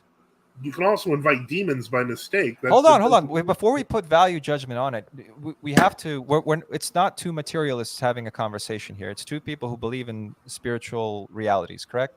We're both. You take the position of Father Seraphim Rose, who doesn't deny any of this stuff, who says it works. If you do these techniques, it works. but you're adding a value judgment to it by saying, yeah, it works, but it's bad, right? That's your position. Yeah. I mean, right. Effectively, I guess you could say that. I don't think there's anything particularly dangerous about that, but the problem is that, yeah, the value judgment matters. I realize that it may not seem that way to you if you're just looking for useful stuff. I can also recommend, we have very high quality incense as well. Hold on. I agree with you. The thing is, I think I'm sorry I interrupt you, but I just don't want to like spend the next hour not understanding each other. I agree with you pretty much, but the thing is, you're not really very typical of and most Orthodox I've talked to flat out deny that any of this stuff is possible. They flat out deny they're materialists. Yeah, they believe that some magic cosmopolitans did something 1,000 or 2,000 or 6,000 years ago, but none of this stuff, like if you actually read about some of the mysteries that are opened up to you as you enter the state of Theoria, they're talking about seeing into the future. They're talking about astral projection. They're talking about remote viewing, seeing things that are occurring at a very distant place. They're talking about seeing the past. They're talking about halos and stuff and glowing light around the head. They're talking about the ability to heal. They're talking about about the indwelling of the Holy Spirit. Right, whatever you want to call it. Whatever you want to call it. God gives power to humanity. That's how that works. By reconnecting to God, that's how we get that power. Yeah, whatever. That's fine. That's your interpretation of it. Right, but the beginning of that is always going to be with prayer and the mysteries and the basic boring stuff. That it's not mystical and you don't immediately see halos around people's heads. No, that's where we disagree, and I think but this isn't an opinion. This isn't an opinion thing that you can disagree upon. Your thing, again, I get your value judgment, and I'm not saying that you can't have it. You can. I'm saying that the road to achieving this state is objective and it's empirical, and it's about breathing techniques. It's about fasting. That's where that's where we're going to disagree, because. But how can you disagree with it when it's subjective? When you can do this through the Orthodox route, or you could do it as a yogi. It's obvious. Because none of the Orthodox sources that you have cited would ever support this methodology. They would never support something where it's just technique alone. They did these things to save their souls. I get it. That's a value judgment. I get that you're saying that. But if you look at people who don't have the church or whatever, they're doing the same techniques and they're achieving the same altered states. Now, what you see in that state and the interaction that you have with the spiritual world is obviously going to be, at that point, filtered through your faith tradition, right? So if you see an angelic being of light or whatever, in the Father Seraphim Rose would be like, that's probably Lucifer, whereas some other tradition. That's actually the Orthodox tradition as a whole, is that you should be suspicious of such experiences. Right. Whereas another tradition, like say New Age, would be like, no, everything is love, everything's cool. So but objectively speaking, if you take LSD, you're going to have an altered state of mind. If you do the breathing exercises, you do the fasting, you do the chanting, and you do it right, and you focus the practice, you're going to enter this state. So yeah, you can actually look in other places. You can look to science. You can look to other traditions to basically steal their techniques or to borrow their techniques. Now, and that's the thing, is where I lose most Orthodox, is that they don't believe that any of this is real. They're materialists. They're total nominalists. It's not that I don't believe that any of it is real. You think that it's bad. Well, I don't think it's bad. Once again, I have to qualify that with what we actually teach, which is very simply that those sorts of things, those experience years of prayer, fasting with the goal of saving one's soul. It's just not that's true. Your opinion, man. No, it's not an opinion, because a person who's a yogi who doesn't do that will still enter these altered states. So obviously it's wrong. The point is, but unfortunately that runs the risk of entertaining demons. Yeah, I get that. What you would call, they would call devas or asuras or whatever. That's a value judgment. The point is, they can do this. They can get to the same state you can without reading the Bible. Now, what you're going to do once you enter that state and how you're going to interpret this stuff, yeah, that depends on your faith tradition. That depends on what your church tells you. But you don't need to go to church and eat the wafers and drink the wine to be able to enter these altered states. You mentioned you were interested in Orthodoxy. How many Orthodox church services have you actually attended? I don't know. I can't count. Because you know that Orthodox don't use wafers, right? What did they use? Bread. They use I never leavened even bread. get in the line. I mean, what's the difference between wafer and a bread? It's like Okay, meat. I was a Roman Catholic, and oh, there's a difference. One of them is actually bread that's soaked. It's the body and blood of Christ. It's soaked in the blood, so it's served through a spoon. The other one is basically barely qualifying as bread and tastes a little bit more like cardboard, actual cardboard. Okay. So yeah, these are not, when you say the wafer, like immediately, and we've had discussions before. But I'm not mentioned it, trying to and I'm tell like, you I'm this super orthodox. I'm not trying to tell you here I've got the you've right never interpretation. had communion. No, I've never done the thing. I mean, The I've church been thing. No, I've never even done the thing where you kneel and he puts the cloth over you and you confess or whatever. I've Most of never. the time, that's actually standing in the church. Kneeling is only during Great Lent. And No, I've seen it. People kneel in yeah, front and he puts people the can cloth do over it. their head. They can, but they usually stand also. I've been to. He puts the stole over their head anyway, but they bend down a little bit. Yeah, look, my argument is not. I'm not trying to say I'm more orthodox than you or I'm this super orthodox. Obviously not. I don't. Definitely not. That's fine. Yeah, I'm not like. Yeah, you're the expert. I don't. I'm not an expert, but just saying for future reference, Orthodox do not use wafers. So that gets to the point of why I got basically, not only was I politically pissed off, but also I got really into hesychasm, and basically everyone treated me with the same skepticism, worse than how you're reacting to it now. So I was like, hold on a sec. I'm trying to get the direct, actual mystical experience. I totally believe in all this stuff. I'm not a nominalist. I'm not a materialist. I want the spiritual experience. And they were all telling me, you're spiritually deluded. You've fallen into prayer list. You're not allowed to do that. Only a few select people in the monasteries are allowed to do this, and blah, blah, blah. And I was like, well, I'm sorry, but I really want it. And frankly, because in the Philokalia, there's very little technical know-how, I started looking to other traditions, and then I realized, oh wow, the techniques pretty much are universal. It's just your interpretation or your value judgment of it. So I got into this route basically through mysticism, and then I realized that the church has always waged a war against mysticism. They always say it's dangerous. Like, for example, the Russian version. Our main thing is the war against evil. That's kind of where we focus on. Right. And then I got into the fact that actually everything that the Nicene Christians believe is evil is probably good. And probably it's like everything is inverted. How do you figure? Well, then I got into, I was like, again, I was looking for the actual mystical practices, like actual practical know-how. And I got into reading the Gnostics. And then I was like, yeah, well, holy crap, it's true. God, the God that is presented in the Old Testament really is a liar and the demiurge and evil. How do we get? Okay, I'm so curious because it sounds to me, and please forgive me if I'm misrepresenting you, but it sounds like most of your understanding of Orthodoxy was kind of literary, books, a lot of book reading, and then kind of you were like, I guess, unsatisfied with some of the answers, so you started looking for more books in other religions. Yes. And I stayed mostly within the Christian. Again, the hesychasm was the big thing that got me. Well, where were you going to church?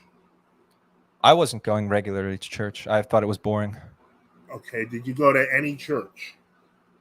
I didn't have like a relationship with the father or anything like that, but I lived near a church, and I'm not gonna lie, I probably went like once a month, and I just sort of stand there. I'd put the candles, because that's what my grandparents taught me. And was it a Catholic church, a Roman Catholic? No, church? Orthodox. It was in Russia. Oh, okay. Yeah. Okay, so you kind of just attended as a child then? No. This was when I was living in Russia. As a child, I didn't attend. So you lit candles. Okay, well that's something. Okay, so let me. I mean, what else is there? You just read you follow the calendar, right? You on some day you eat this, on another day you pray to this icon.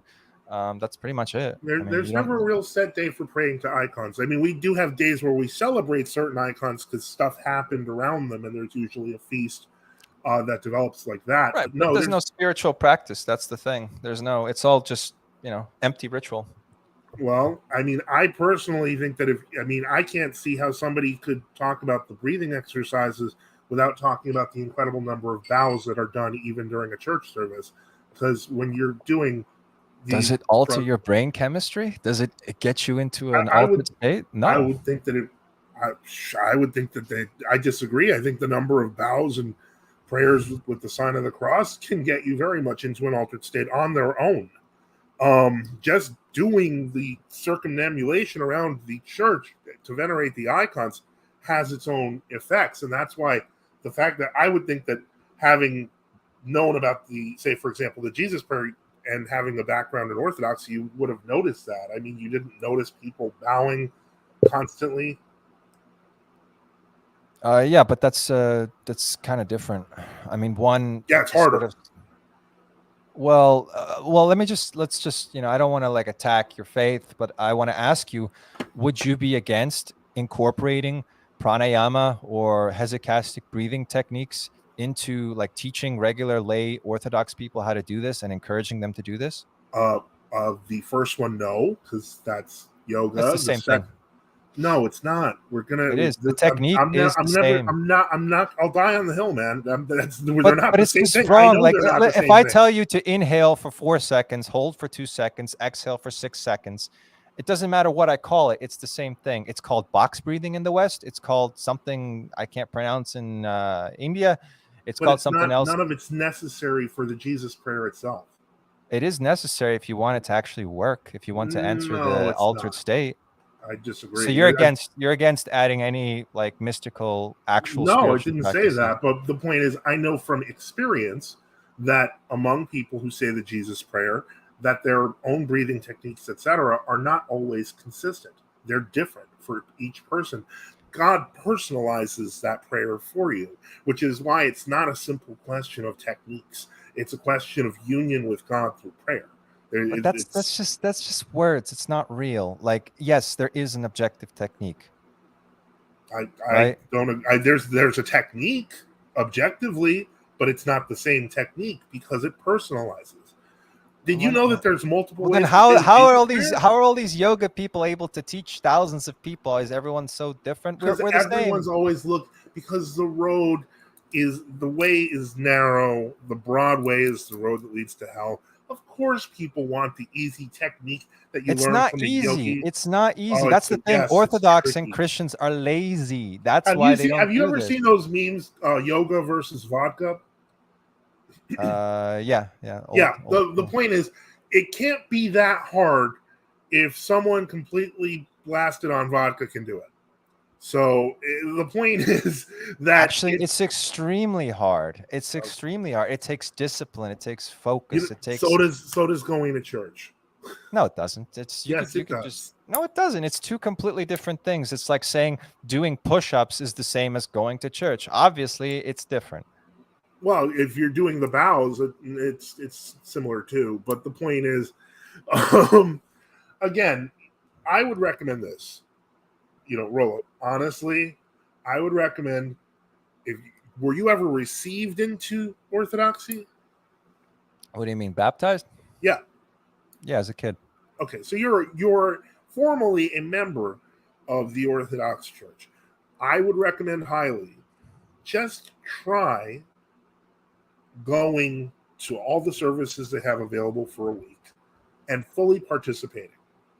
If you can do that for 4 weeks straight, But come why? right back here and we'll have this discussion again. I guarantee you it will be different. If it isn't, and you're like, you're right, I'll put But $5 on it. I just don't understand. I mean, I do understand. Christians are I'll put anti-spirituality. $5 on it. First of $5. all, I'm not in a place where there is an Orthodox. Second of all, now that I know even more, I actually have a complete rejection of all the core Total claims. aversion to it now. Yeah, like I have it. I hate the concept of So like there's several levels to this, right? So I don't like Christianity because it doesn't have a spiritual practice to it except for fasting. And spiritual practice is objective, empirical, and it's What measurable. about prayer?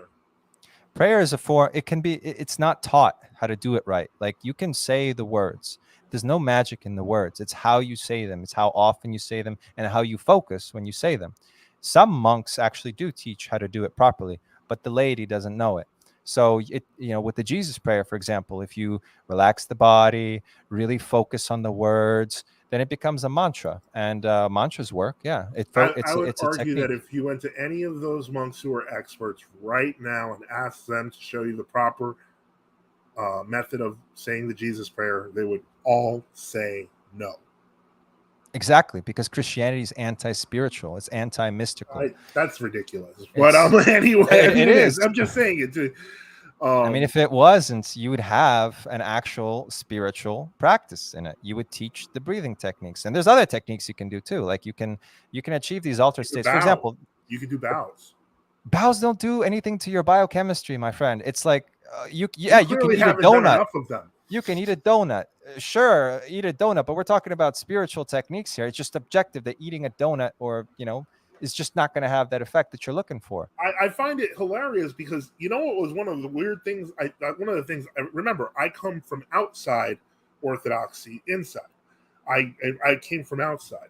One of the things that I thought was weird was the bowing, because I had seen bows like that in Buddhist temples.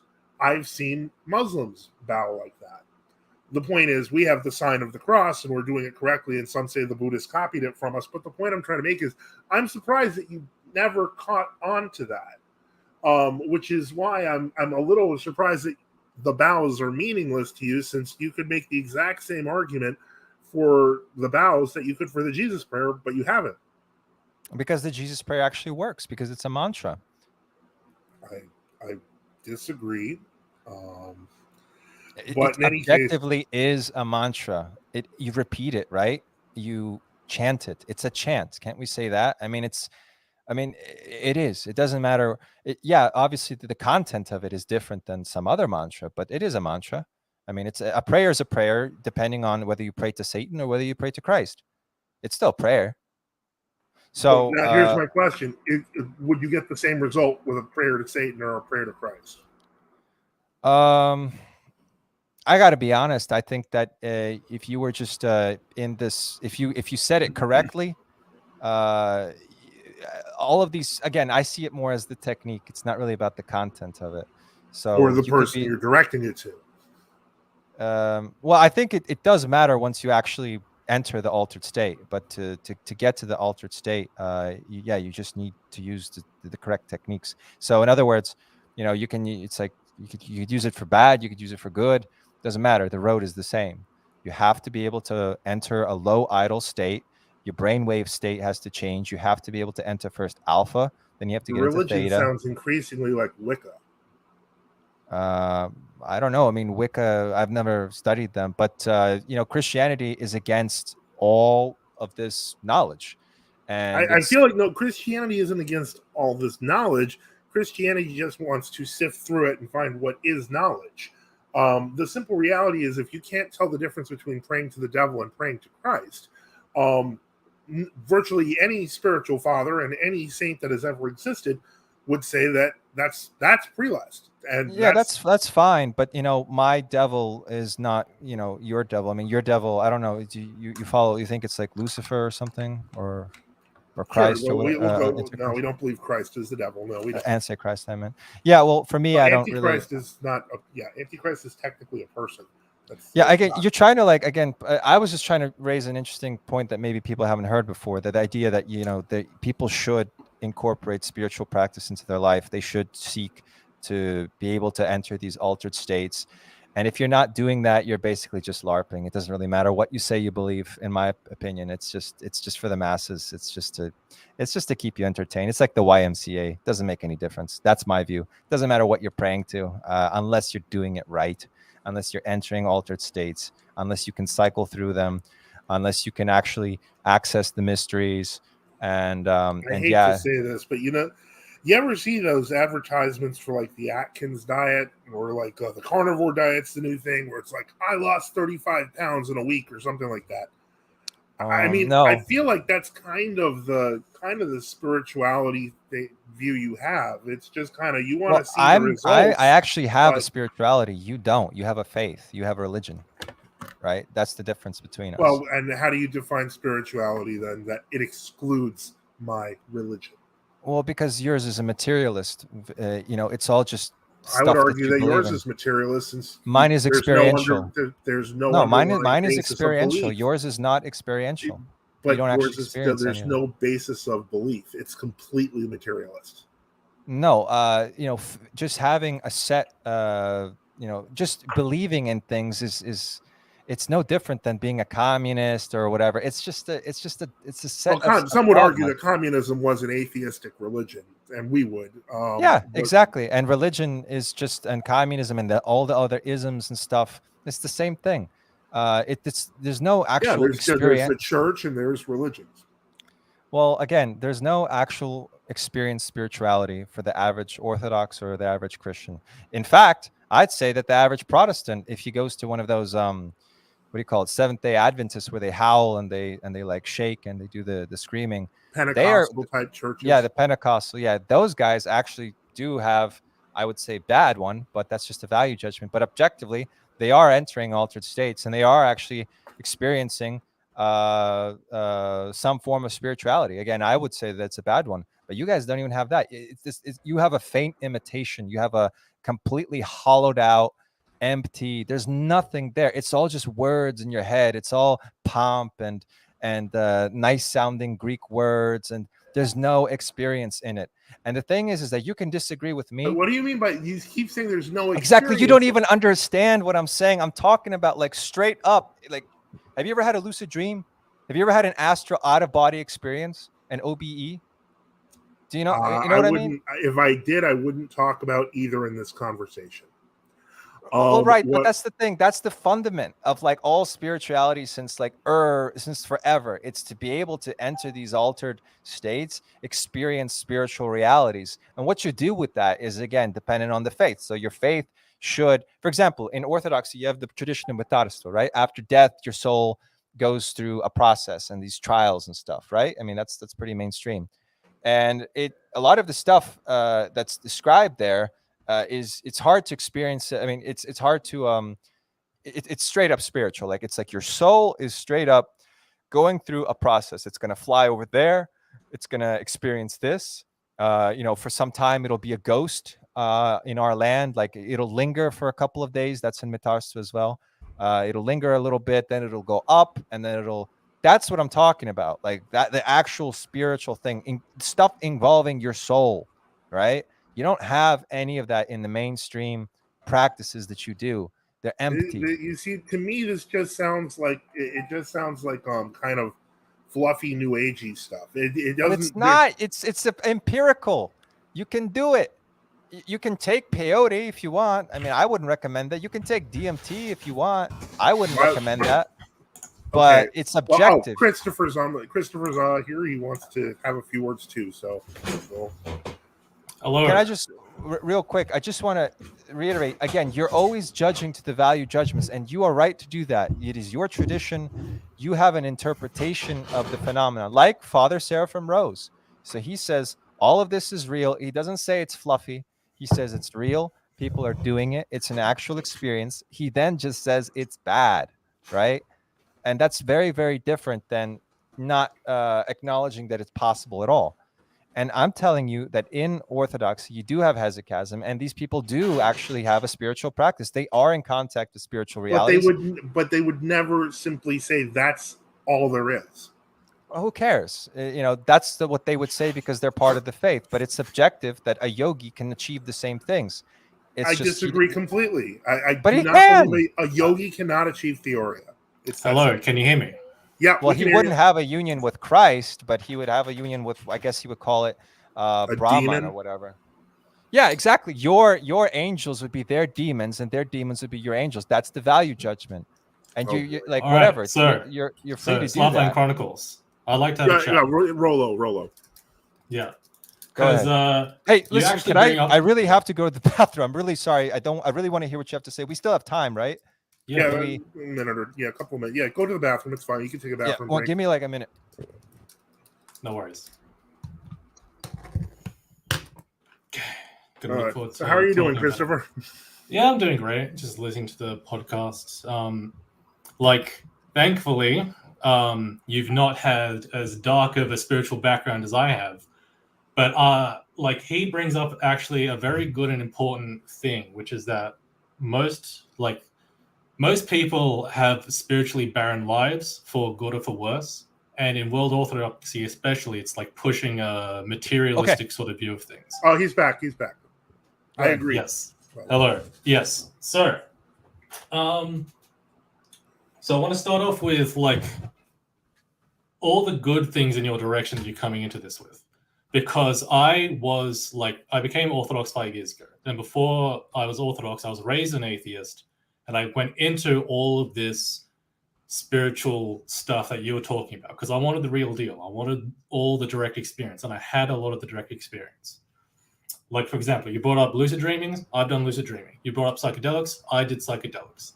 And have you read any Julius Evola? Oh yeah, all of it. Well, Okay. not only the parts that have been translated. Yeah, cool. So the parts have been translated. So before and like during like my like pre-catechesis or like when I was attending an Orthodox church, I was still going between like, do I do like all this perennialist stuff that he was talking about, or do I go into Orthodoxy? And if you've read his introduction, into that. Yeah, I'm into that, like perennialist stuff. Yeah. Yeah. So you've read and seen some of his stuff in Introduction to Magic, right? Yeah, and the bow and the club and I'm reading right now. I mean, I already know all this stuff, but yeah, I'm reading his Yes. 2-part thing. Yeah. All right. So do you have confidence that like when I'm talking about what I'm going to talk about, that I've actually experienced all the stuff that you are talking about? Like, no, I seriously doubt that. It's very difficult. If you've had a lucid dream, that's awesome. I've had them too, but that's like baby steps. So I don't think you've experienced everything. But I think you know what I'm talking about. So that should be enough. So I know what you're talking about. Well, do you believe that I've had psychedelic experiences, like I've had mushrooms, LSD, etc.? Oh, sure. I mean, that's easy. You just take it. You know, you don't have exactly. to work for it's easy. All right. So one of the issues that I had with what you said is that you make strong claims about how psychedelics are an altered spiritual state of mind, but you haven't actually had a psychedelic experience. No, I have not promoted psychedelics. I just think it does alter your biochemistry. I've only done... Yeah, I've never done any of them. So you've never done any of them? No. Okay, so here's an issue that we have to move past, which is that you've made strong claims about what the experience of psychedelics is without actually doing it. And you've been like grilling Father Joseph. I haven't. I know that you haven't. I know you haven't. That's the point. And I haven't made statements promoting psychedelics or saying... I haven't said that you're promoting psychedelics. I haven't said that. Okay, all I've said is that you can achieve altered states using spiritual techniques, not drugs. I mean, you can with drugs, but I've been talking and that's common in like the Hindu traditions, other perennial traditions, and there's lots of people saying like, the Templar stuff was just a mushroom cult, etc. So the point is, like, I'm not trying to say that you're promoting psychedelics. I'm just saying that you're saying that psychedelics open you up to a spiritual experience. Whether it's a good one or a bad one, that's on the table, but you're saying it's the same path that all the rest of the asceticism goes towards. Just a less precise one. Yes. So here's the issue. Here's one issue that we have to move past. Is that you've been grilling Father Joseph about how he has just a faith-based religion that's not based on experience, that's just a bunch of stuff he's read. Yeah. But that applies exactly to your opinions about psychedelics, because you have not been on the ground level and taken any. So what you believe about psychedelics and the experience that they give is not based on your experience, it's based on your faith, on what other people have reported to you. We have to move past that because it's really unfair to like give that. Sure, I don't think that's the own that you think it is, but yeah, sure. I mean, I have no problem with taking other people on their authority or on faith. Like if some guy like Father Seraphim Rose explains the journey of the soul or mitarstva in Orthodoxy, I think that's fine. People have gone through the journey and they've had near-death experiences and they've shared. People have gone on DMT trips, have shared. I have no problem taking the words of spiritual fathers in Orthodoxy, Hinduism, whatever, on their words. So yeah, it's not a big own. Faith. Yeah, I wasn't trying to say it was like an own. I was just saying that like if you're actually going off of experience and wanting things to be based on experience, then you have to like treat that seriously. You can't just like. Well, no, I see faith as a stepping stone. Faith is a stepping stone. You have faith that it might work, or the faith that this thing is real. and then you actually have to move to experience it, because that's how you fulfill your faith. You guys have the wrong idea of what faith is as a tool. You think faith is an end in and of itself. So I totally disagree, and that is not the view that we have.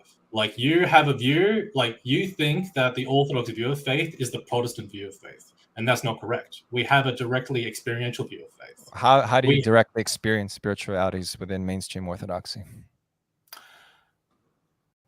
Through the entire life of the church, and that includes the hesychastic thing. That includes the hesychastic things you're talking about, because you actually brought up a very good You point, and I both know that it's banned for lay people. No, it's not. No, it is. No, you it don't.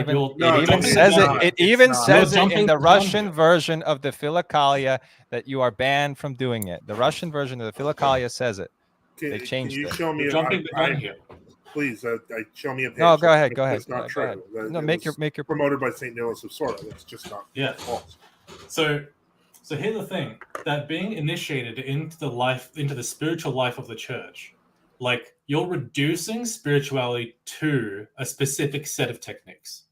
Now, the techniques open you to spiritual realities. Yes, without them. You're reducing all the possible ways that someone could be open to spiritualities to that specific subset of techniques. No, and that's not what we I'm believe open about to all techniques. I don't think that. Are you open to the technique of attending church? That's not a technique. It's like, yes, it is. Yes, it is. No, it's not. It's if I'm talking about working out and building muscles, I can tell you, you could try calisthenics, you can try push-ups, you can try weightlifting, you can do stress. Do you understand what the Orthodox view of church is? Like, what church actually is? Like, what's going on in the building when it happens at a metaphysical level? You're entering into communion with Christ. So then you're trying to tell me that entering into communion with Christ has zero spiritual effect. Is that what you're trying to say? Yeah, it's not real. Like, if you were actually... That's just, you're just begging the question here, mate. Like, you're just trying to assert, like no, you should be able to... If you're trying to understand the Orthodox perspective of things, you can't just, like, go, well, does your biochemistry change when you step foot? I mean, it's empirical, bro. I mean, like, you can... Yeah. Did you know that, like, for instance, incense has slight psychedelic effects? Yeah, very slight, but they're there. Yeah. Okay. So even if you just accept that base materialistic thing that all the rank communists and materialists agree on, your biochemistry changes when you inhale incense when you step into a church. But if you're looking at things from a fully metaphysical perspective and you understand what's going on in an Orthodox church, then you'll understand that things are happening on the soul level and the spirit level in an Orthodox church that aren't reducible to the material. And if you were actually serious how do you verify that? You have to verify that through personal direct experience, which is what the direct strength of what you're talking about is, because you're hungry for that direct experience. But you can't have that direct experience unless you actually go and directly experience it. Now, just because someone like goes somewhere and doesn't experience something, like if I go to a concert to a band that I like and I have a great experience, and someone else goes to the same concert and has a bad experience, does that mean that there's no objective experience of being in the presence of the band? No. But in the case of a church, it's not a corporeal band playing. Sometimes it is a corporeal band playing, and they're horrible Protestants. But most of the time, it's a corporeal choir singing. And if there's not a corporeal choir singing, it's the hosts of the angels singing in the church. When you step foot into a church, what's going on is that you're in the presence of heaven. You're in the presence of heaven on earth. Because metaphors. No, it's not. It's not metaphors. You are asserting that they're metaphors, and you're not trying to understand the Orthodox perspective. No, it's. I get your perspective. It's just not real. Like, you have to be able to prove it. It's objectively real. You have to prove it through direct experience. It's literally not objective. It's the complete opposite of the word. How is it objective? Because you're telling me because you have to believe in it. That's it. No, we believe in it, therefore it is. It's New Age cult nonsense. That's what it is. No, it's not. Unless it's actually not. Let's step back. Wait. I think we have an agreement here. No, I think we have an agreement here. So you're saying that the church actually does, when the experience of attending the service actually does lead to what altered state, I guess, right? Like you enter into a direct contact with metaphysical realities beyond the material. But it doesn't, right? You're not actually. Yes, it does. You actually experience that. You actually go inside the church. And when you're inside the church, you're directly speaking with Jesus Christ, the angels, and God. Yes. That's literally. No, you're not. You're not. You're just using this as a metaphor. Okay, mate, you're not. Actually, no. What am I the only one? As a metaphor? Look, mate, Because you it's have to not understand actually this thing. happening. You're asserting this you're very lying. strongly, mate. You're just asserting this very strongly. Just No, because I'm you not. This is identify like- just this because you is a identify con. reality as something different doesn't mean it isn't how No, it what actually you're is. saying is just You it's can't you just don't even, if you were self-identify reality talking as something amongst else. You're not yourselves, you postmodernist. wouldn't say this. You're just saying this because I'm here and you're having fun. No, I We're this is faking exact- it? This is Anybody, yes, no, you this are is faking exactly it. how we Anybody talk can amongst go ourselves. into it. If it was really like that, if you could really just go into any church, any person would go in and trying with good faith. They go into a church and bam, all of a sudden they're in the presence of God and they feel it.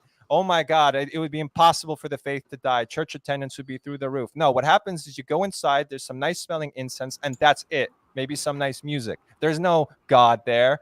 And you could say, oh, it's, we were using different language here. I'm talking about like, We I could personally tell you right now, my friend. I could tell you right now. I'm literally talking to God right now. I'm literally. He's Oh, right I here. can definitely God say is he hears listening to you. everyone, mate. You know that God's omnipresent and omniscient. He's Okay. hearing us. Well, how all the about this? time. I can hear and see him. He's literally on the bed with me right now. Okay. You know Okay. that you're saying this facetiously, and you're projecting that facetiousness onto me. It's Yep. the same thing. It's the same thing. You're saying A lie that is you're not the that same you're thing in the as truth. presence. You are asserting that Because we do not anyone talk this can way verify amongst it for ourselves. themselves. We do. Anyone can come into my room right now and see that there is no God sitting on the bed with me, and they can go to your church and they can feel that, hey, actually, it's a nice building. It's great. Everyone here seems okay. But let's be real here. If that were true, then why do you even need the mystical tradition? Why do you need monastic practice? Why do all these people dedicate their lives to this thing? But If it was just as easy as punching a membership card, tradition of the church. We don't see it that as doesn't something. mean anything. It So what does. if it's a wrong You haven't tradition? even heard what he said. You haven't even heard what he said, and you're saying it. I know it. I don't know Orthodoxy. Participating in the conversation seriously. This isn't I am serious. taking You're the just conversation. saying You're no. using You're just saying words in the no. wrong way.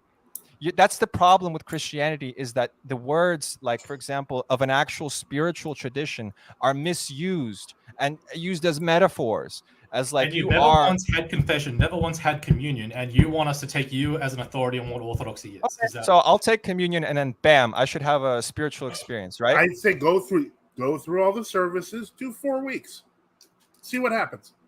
What will happen? I am not saying any further than something. We'll What see will what happen? Maybe you'll come back. It's even not a angrier. mystery. You're not a part of an like a secret organ. You can tell me. Well, What'll happen? It's not. Well, Considering that the free will of agents is involved, anything could happen. Yeah, You could like be part of it stewing in depends rage on for 4 weeks and nothing had but happened. I have faith that if Could be you were to true. actually Look, if take you the if service you are not seriously- talking metaphorically and you have genuinely had I'm a spiritual telling you, yes. experience, then Yes. okay, cool. Who am I to deny that? here's That's what I'm awesome saying. that you've had I'm it. It saying flies that- in the face of all the practices of all the different esoteric traditions I've studied. But hey, it really is. Are you willing to give it a try? No, no. Well, there we go. You've seen Well, but that's no. But that gets into a different thing. Like, I know that you guys you're playing with the words here, and I'm looking for the real I'm thing actually here. just directly telling you what the truth is. I've played. Okay, you've made a promise that if I attend 4 weeks and do it in good faith, that I will have a genuine spiritual experience. And if you're gonna start talking hesychasm, you can't just go Sunday. You have to go to all the services that the church offers for the week.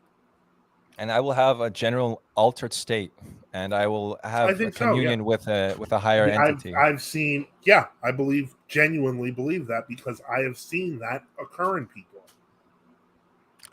Well, I doubt it, because everything that I've studied is it's based on manipulating biochemistry, and that's just not going to happen from entering a building. Your biochemistry will also change. How? Well, first off, if you're following the fast, if you're bowing, and fasting. Oh, okay. Yeah, we do that every week.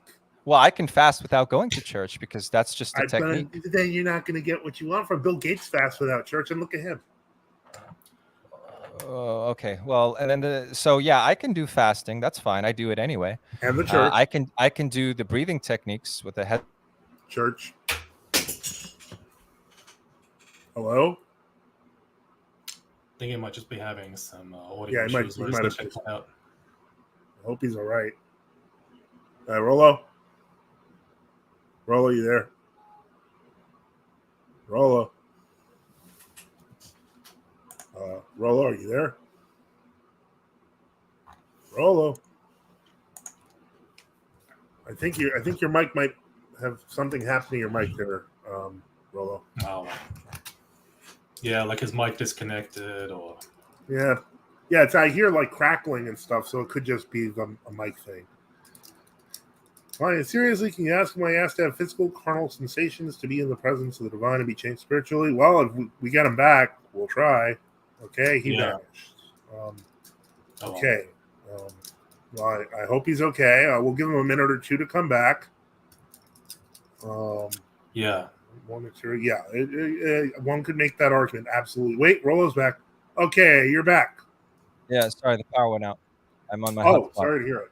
Okay. Anyway, well, I think we're kind of at a...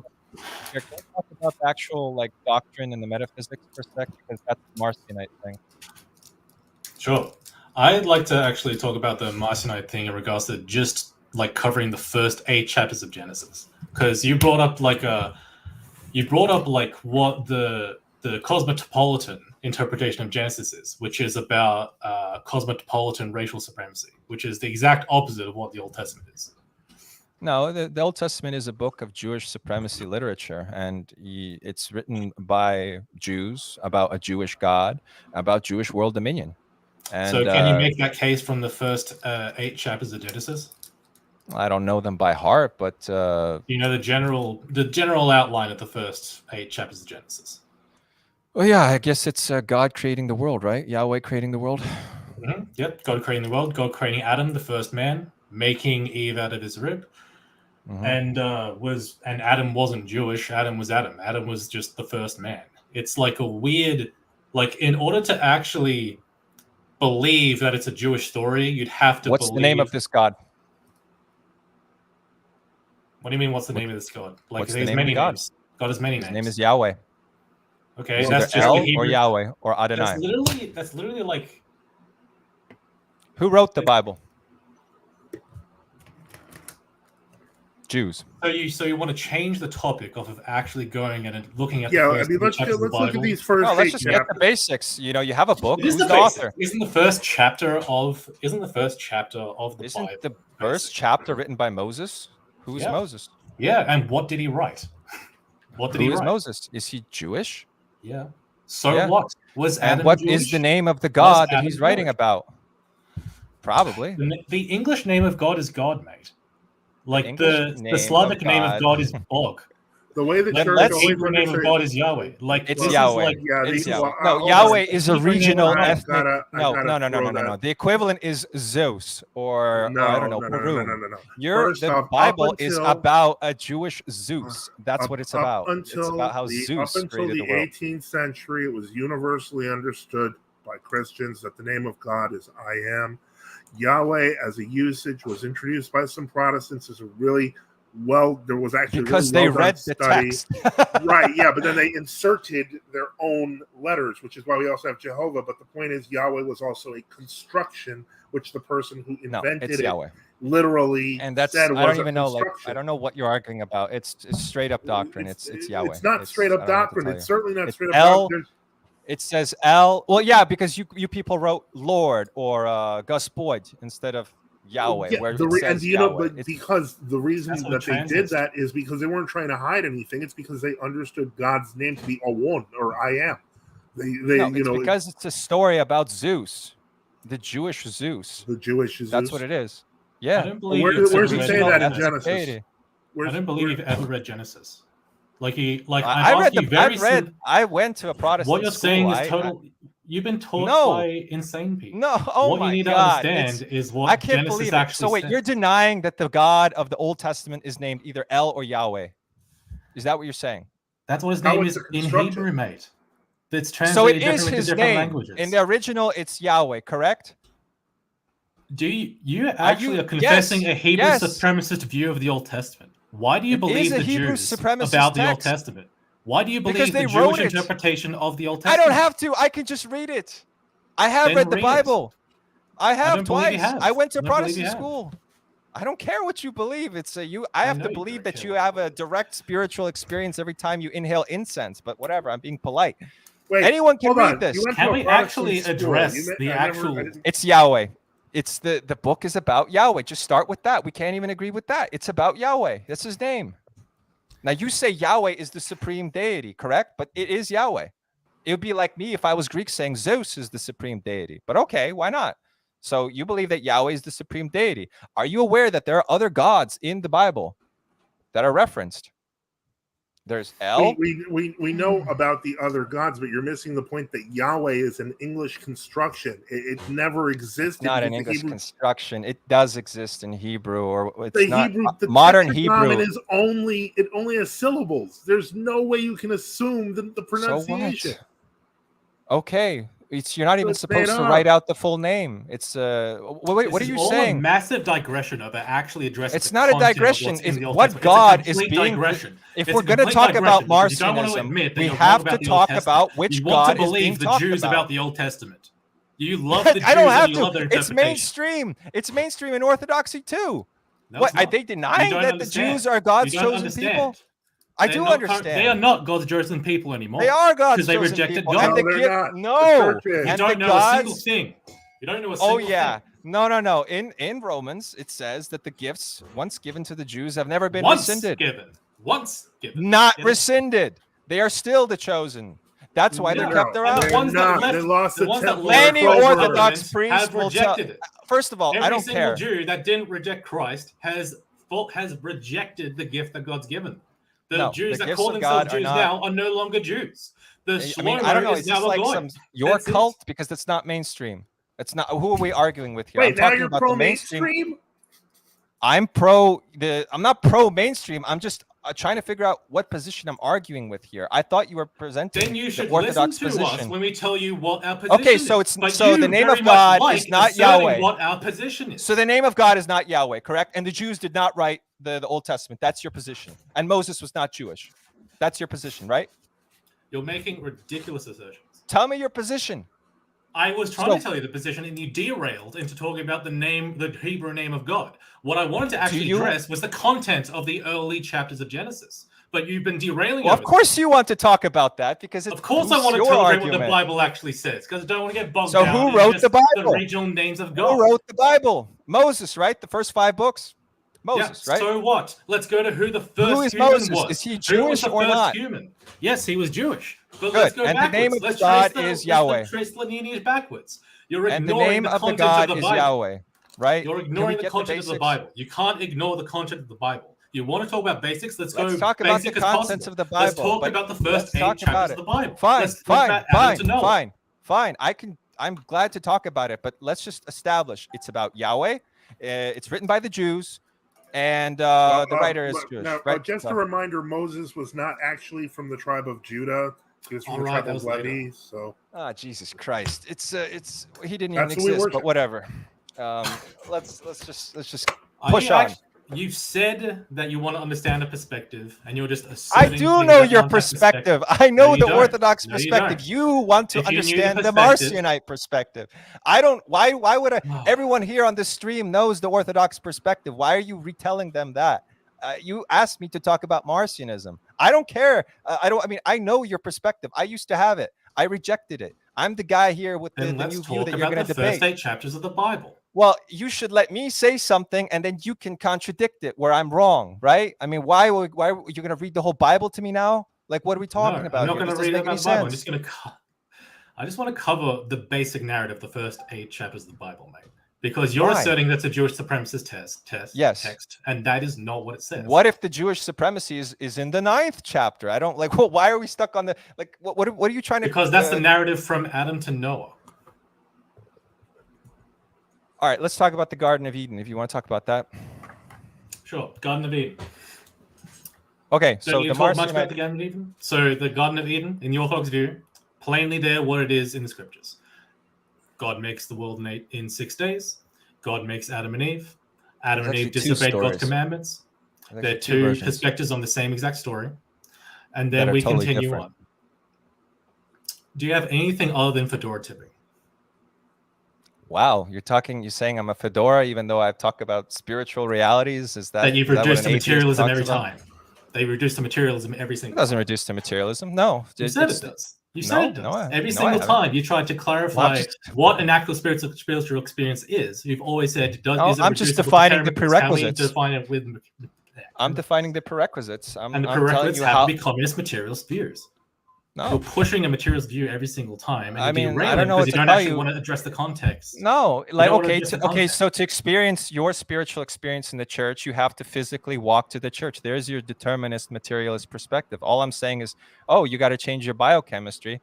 And I thought you were agreeing with me. You were just saying that, yeah, that happens when you enter church or when you continually attend service. That's because I was trying to like bridge an actual gap here. Oh, so you didn't actually. There is a change in the material chemistry, but you're like not ready to accept the idea that the soul or the You spirit have to. exists and isn't reducible. I to do material. accept that the soul and the spirit exists. I believe that you Okay. can have an objective experience of it. Yeah. Can I ask a question? How is that Fedora? Well, can I ask a question, Rolo? Do you agree with Marcion that the demiurge created the universe that we see and that there's another supreme god above the demiurge? Yeah. Yeah. That makes the most sense metaphysically to me. And he creates the material world. And obviously, either it's him or one of the representations of him is the God, is Yahweh, is the God of the Old Testament. And if we want to get into Genesis and what's contained in there, this is actually one of the strongest arguments, I guess, like theologically speaking, for the Marcionite position. So the argument is threefold. Well, I guess whatever. I'll just go down the list. So if we go into the story of the Garden of Eden, by the way, there's multiple versions of that. So there's two versions in the Bible itself. There are two perspectives, yes. Yeah, I understand. Yeah, there's four synoptic gospels that all tell different things, but yeah, it's the same. They thing, went to different peoples. I mean, that's Yeah, standard knowledge. Yeah. Okay. You okay. don't believe that? If you believe it, you believe it, but it's different. Are you a Q believer? Do you believe in the Q source theory that's been discredited? No, actually, I believe Marcion was the original text, and do you realize Marcion revised his text repeatedly over time as the fathers kept catching inconsistencies? First of all, the fathers being Tertullian, who ended up being a heretic, right? He was kicked out. And he was also a Jewish supremacist, Tertullian. So you only accept the Gospel of Luke? No. Can we? Okay, we can skip to that. So with Marcion, I don't think people even know who he is. So basically, he wrote the first Bible, the first canon, and he did it centuries before the Gospel Nicene. of Marcion. Yeah. And Saint Irenaeus criticized Marcion before Tertullian. Okay, and I'm sure there are others but that's how we know about him, because the criticisms have survived. And there was two books. There was a Bible that he was working with, or like a text he was working with, and his own thing. So the argument, and there's this interesting guy. This gets into scholarship, and I don't think people will be really interested in it, because this is fundamentally a faith-based discussion, right? It's about, but if you look at it like from an empirical scholarly point of view, then Marcionite studies are like the cutting edge. That's like the coolest thing right now that people are into in that tiny little nerd niche field. How many documents of Marcion survive? 0, but we have the quotations that were used and refuted. So Irenaeus and Tertullian are fighting with the Marcion, and so they're quoting large parts of his text or talking about what he talked about. And so that's how reconstructions have been. The first reconstruction was done about before like 100 we get to the reconstruction, I just want to understand. So you're saying that the entire veracity of your doctrine is based upon reconstructions of writings of I don't have a doctrine of the church. Well, I don't Marcion have a had a doctrine. The belief in the demiurge creating the universe, that's a doctrine. Well, that predates him. I mean, that's an ancient belief, and it's found in many different. It was found in Gnosticism. I know. The point I'm trying to make is that is a real. That's a doctrine. It may not be a doctrine I agree with, or when you accept it, I'm sure, but it is a doctrine. So we agree. You do have a doctrine. I think a doctrine would be a little bit more than that. I guess a core belief, I would say, that a metaphysical belief about the structure of the universe. That yes, the entity. Normally defined as a doctrine. Yes, that's exactly what a doctrine is. Okay. So we have a doctrine here. Okay. So it's the exact opposite of the mainstream, that is the Nicene Christianity, whether it's Protestantism, Catholicism, or Orthodoxy. And so fundamentally, what you have with the concept of the demiurge is it's basically like Manichaeism, or it's like Manichaeism. Came later. Now, Marcion taught that Christ came to earth and did miracles. He died on the cross and he rose again. He commanded baptism and other sacraments. Well, because the Marcionites had clergy and services. Yeah, but there was also docetism, right? Anyway, my main point is that the Old Testament appears to have been spliced on. And what we have is that we have a Judaization of what I think the scholarly research seems to indicate was, first of all, I think the dates are wrong. I think it's quite clear that Genesis was written, I think that the Old Testament was written in the 2nd century BC in Alexandria, the Septuagint, by the 70 or the 72. This is based on the work of Russell Mirkin, who's this scholar, very convincing argument. I think that he makes. He says that there are older texts, and based on his argument, for example, there's Manetho's account of the Exodus, and he says, well, it's obvious that what the Jews have done is they've taken this account, which portrays them as, villainous Jews like they are, and they spun it, and they didn't even do a very good job spinning it, and they made themselves the good guys in that story. So it's basically a refutation of what the Egyptians or the Greeks, that is, already thought about them. Now, that's the argument. Do you know what? Right. Now, do you know what the Septuagint is? It's these people from the Jewish tribe were asked to come to Alexandria, the 70 or the 72, and they wrote the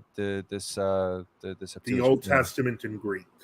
Yeah. And they did it about 2 centuries before Christ. By the time of Christ, virtually nobody could actually read the Hebrew correctly anymore, and virtually all Jews used the Greek. So there was an Old Testament that was being used by the church that existed. So the idea that I don't think it was. I think that the evidence seems to prove your history is going to be completely skewed. Then history shows that they did have the Old Testament in the form of the Septuagint. The Jews did. The Jews did. The church did also. Well, because they're Jews. And that's why they had to create the Masoretic text, because there were so many prophecies of Christ in the Septuagint that the Jews were all converting to Christianity, like Isaiah 7. Well, right. So you have the prophets, and they claim that but actually, if you read the prophets, it's clear that they're not talking, about Jesus. It's clear that they're talking about a warlord or a priest. Yeah, it's talking about a warlord that'll fight the Romans with legions of Isaiah. You don't think the Jewish interpretation of the Old Testament is suspect a priest, and then the writers of the. Again, Chris. I think his phone ran out of battery, or he had a power edge as well. One thing I think is really interesting is that he follows the Jewish interpretation of the Old Testament to a T. And he doesn't for once question the idea that the Jews could be misinterpreting the Old Testament to push their agenda. It doesn't even come into his perspective a little bit. Which is odd, because I would think that, Isaiah 7:14, right, Rolo? A virgin shall conceive, and his name is Mighty God. Correct? Yeah, sure. Yeah, the point is, they changed it in the Masoretic, which is why most modern Protestant Bibles say a young girl will conceive, although some have changed it back to a virgin. But the point is, that was enough of a proof for many people to convert to Christianity from Judaism, and it's one of the reasons why they had to change it in the Masoretic text. The Hebrew Bible, as we know it, is a 3rd to 4th century construction, well after the church was already formed and was using the Septuagint. Yeah. Fair enough. I don't know The point is, therefore, then it wasn't spliced on. Well, it was spliced on in the 4th century because it wasn't. There was no Bible. There was no Bible, and Marcionism was big, and it was probably the predominant strain. And it's quite clear that I think a lot of the stuff. I think the Gnostics. I don't know if you know this. I don't know if you know this, but Isaiah 53, the suffering servant, was actually banned from the synagogue lectionary in the 3rd century because it was about the Messiah suffering for sins. All right. Well, what is the point you're trying to make? I'm not following. The point is, the church had the Old Testament, and the Old Testament of the Jews is a reconstructed new version of the Old, just like what you're doing with the Old Testament now. So you're saying that the original Old Testament was lost or something, or what? Nope, it was in the hands of the church. The Jews had it, the church had it, the temple fell, the Jews decided to rewrite the Old Testament, and the church always kept the same one. Okay, so you're saying that the Jews now have a different Bible to the one that you have? That is correct. But it's the same. I mean, they It's have not. several other books. But There's no, it's not the same. There's lots of changes, hundreds of them. So how is Genesis different in the Hebrew version versus the one that you have? Well, it depends on what verse we're talking about, but there's books about this, like whole books about the differences, and I mean, I can send you some links if you want. Sure. Yeah, But mean, I don't see how that like takes away from the argument. I mean, I'm not. Well, I'm arguing. The point is if the church never added on your argument is that you are the original Jews. You're the better Jews. You're the more Jewish. We would say that they're the Old Testament church as opposed to saying that we're the Jews, because you are the Jews. You're the spiritual Jews. We're the church. We're the church. The spiritual Jews. true Israel. You're circumcised in your heart. That's church doctrine, right? Well, I don't know about circumcised in my heart. That's from Paul. Okay. So but yes, you are spiritual Jews. That's a compliment. I would say that well, it depends on how you define Jews. Oh, there we go. Well, again, I don't know. I mean, where do you want to go with this? You want to go into like the stories we have about the Hyksos, the ancient depictions of them in Egypt, because they look pretty much identical. Yeah, we refer to like Talmudists. Not really. We're not Talmudists. We're right, but you have the same core doctrine. You worship the same God. No, we don't. Worship a different God. No, you worship Yahweh, and you believe we Jesus worship is Father, the Son of Son, Yahweh. and Holy Spirit. Right, and the Son is the Son of who? The Father. Who is Yahweh? The Father. Yahweh, right. That's your 19th century made up term. We didn't say that. No, I don't know what you're talking. This is mainstream Orthodoxy. Your God's name is Yahweh. God's name is I am. That's mainstream Jehovah's Witness theology, but it's not mainstream. Although they use Jehovah's. Now Yahweh's Witnesses. Again, so this is, I don't understand. So in the Bible, you're saying that God's name is not Yahweh in the original correct church version, right? Correct. Okay, it's an interesting claim. I mean, do you ever like engage with scholarship at all, or is that like? Oh, well, we do, but we also we pay attention to which scholars are saying what, because oftentimes liberal atheist scholars write all sorts of garbage, and we don't take that seriously. That's part of the reason why we trust the church fathers, because it gives us a consistent but the church, lineal. I mean, you can ask the patriarch, and he'll tell you that we worship the same God. Well, that's why we're not in communion with them. We're not in communion with him. We don't. Right, but that's not the reason why you're not in communion with them. You follow the same doctrine. It's a part of it. Yeah. No, so you have a doctrinal dispute, like on a fundamental level. Yes. Mm-hmm. That you believe that you do not share the same deity as the other Abrahamics. That is correct. Well, he thinks that if he thinks Allah and the Trinity are the same God, then no, absolutely not. Yeah, like you've been referencing the New Testament all this time, and in the Old Testament says, "Whoever denies the Son denies the Father." So if they only claim to worship the Father, and they don't worship the Son, exactly, they're denying both. And you worship Yahweh. You're very hung up on the word Yahweh, and we don't have the same ideas about what the name means. Because you could replace the word Yahweh with any equivalent name in any equivalent language, and it means the same thing in the different language. Let's replace it with Zeus. Well, how about we do it with I am? Why not Zeus? How about we replace it with what it was actually translated to? Let's actually, it was Yahweh. Can you bring up any verse? Like, do you remember offhand any verse that actually has Yahweh being the name of God, and we can go into the equivalent name in the Septuagint? Just one. I mean, if we're going to use the version of the Russian Orthodox Church, it's just going to say Gospodь or Lord in capital letters, or so in the King James version. Okay, cool. So then, if like in the church's view, they're just equivalent names of the same. It's a maskirovka. They're hiding it because obviously no one wants to worship the Jewish Zeus. It's not a maskirovka. They didn't believe it. Translations aren't maskirovka. Hold on a sec. But it's just what do you mean? It's the church believes that the Jews. It's the Jews writing this, right? Doesn't it make sense that the Jews would be writing about a Jewish God? That's why I actually want to talk about the first 8 chapters of Genesis, because you have to understand what the actual lineage is in Genesis and what the actual argument is being made in Genesis. Because the argument isn't, and then God made a super duper awesome race. The argument was that this that's in the Bible too. Happened. No, it's not. It's not in the Bible. Yeah, God made Adam, and all of humanity came down from Adam. Unless you decide to believe extra biblical Talmudic Jewish sources that says there was other members of humanity made apart from Adam, and that's common for some reason for a lot of people to believe. I mean, even that's if in they the hate Bible Jews. too. I It's mean, not. when Adam's It's actually- exiled, there are other people, and then obviously with Cain and Abel, there's other people around, Adam there's and Eve up- reproduced. and there's talk of non-Adamics. So I don't know what to tell you. I mean, your text is kind of schizophrenic, but it's there. I mean, we could talk about how there's two I flood don't know narratives. what you mean about non-Adamic. As far as I know, that's just Talmudic sources.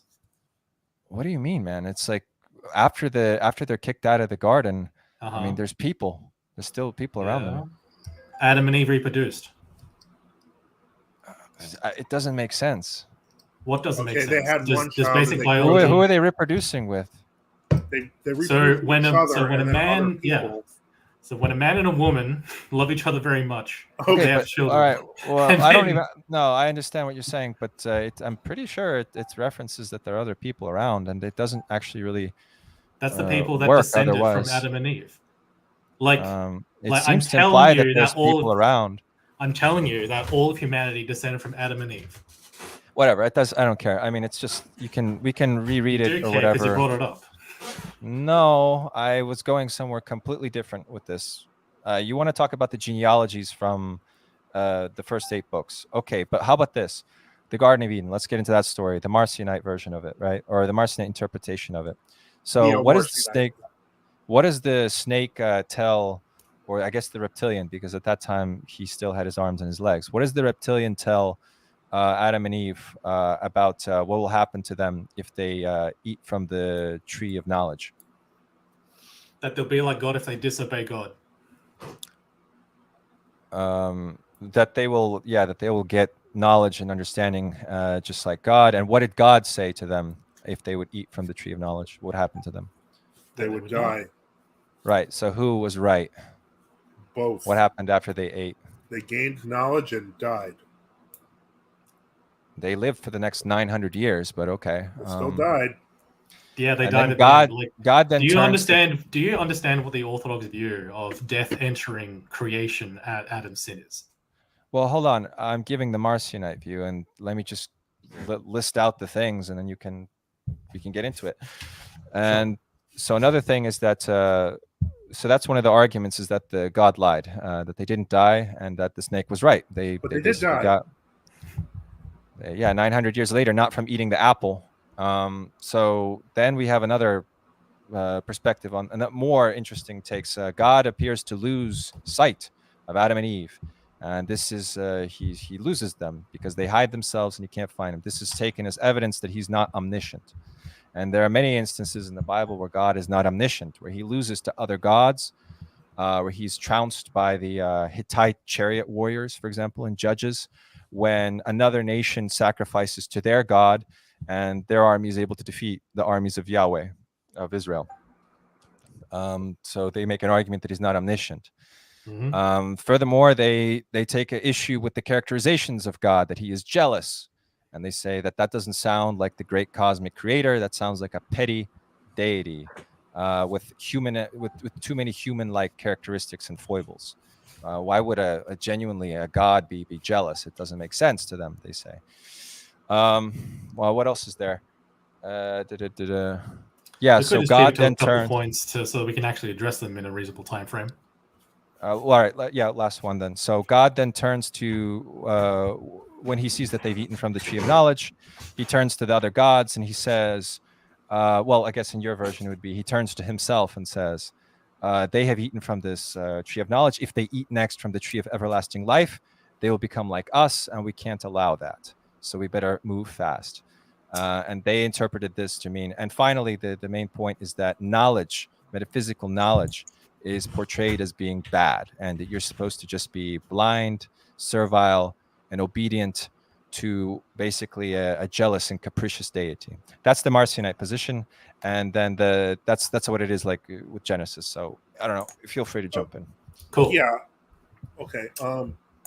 First off, again, I've noticed that, especially among the neo-Marcionite criticism, therefore, just it seems to be like it's mostly kind of like this. It's using this kind of liberal Protestant scholarship to understand the scriptures. It's certainly not the stuff that the fathers collected about Marcion. These are new concepts that, frankly, no, it's not. That's straight up the Marcionite position. That's what they were accused of. And it wasn't liberal Protestants. It was actually, frankly, it was a lot of German romanticists that were really into Marcion. the German school was well known for its liberalism. Well, these are the people that produced the Hitler. So and Hitler people were into Marcionism. Read Rosenberg. So I guess you could call them liberal too.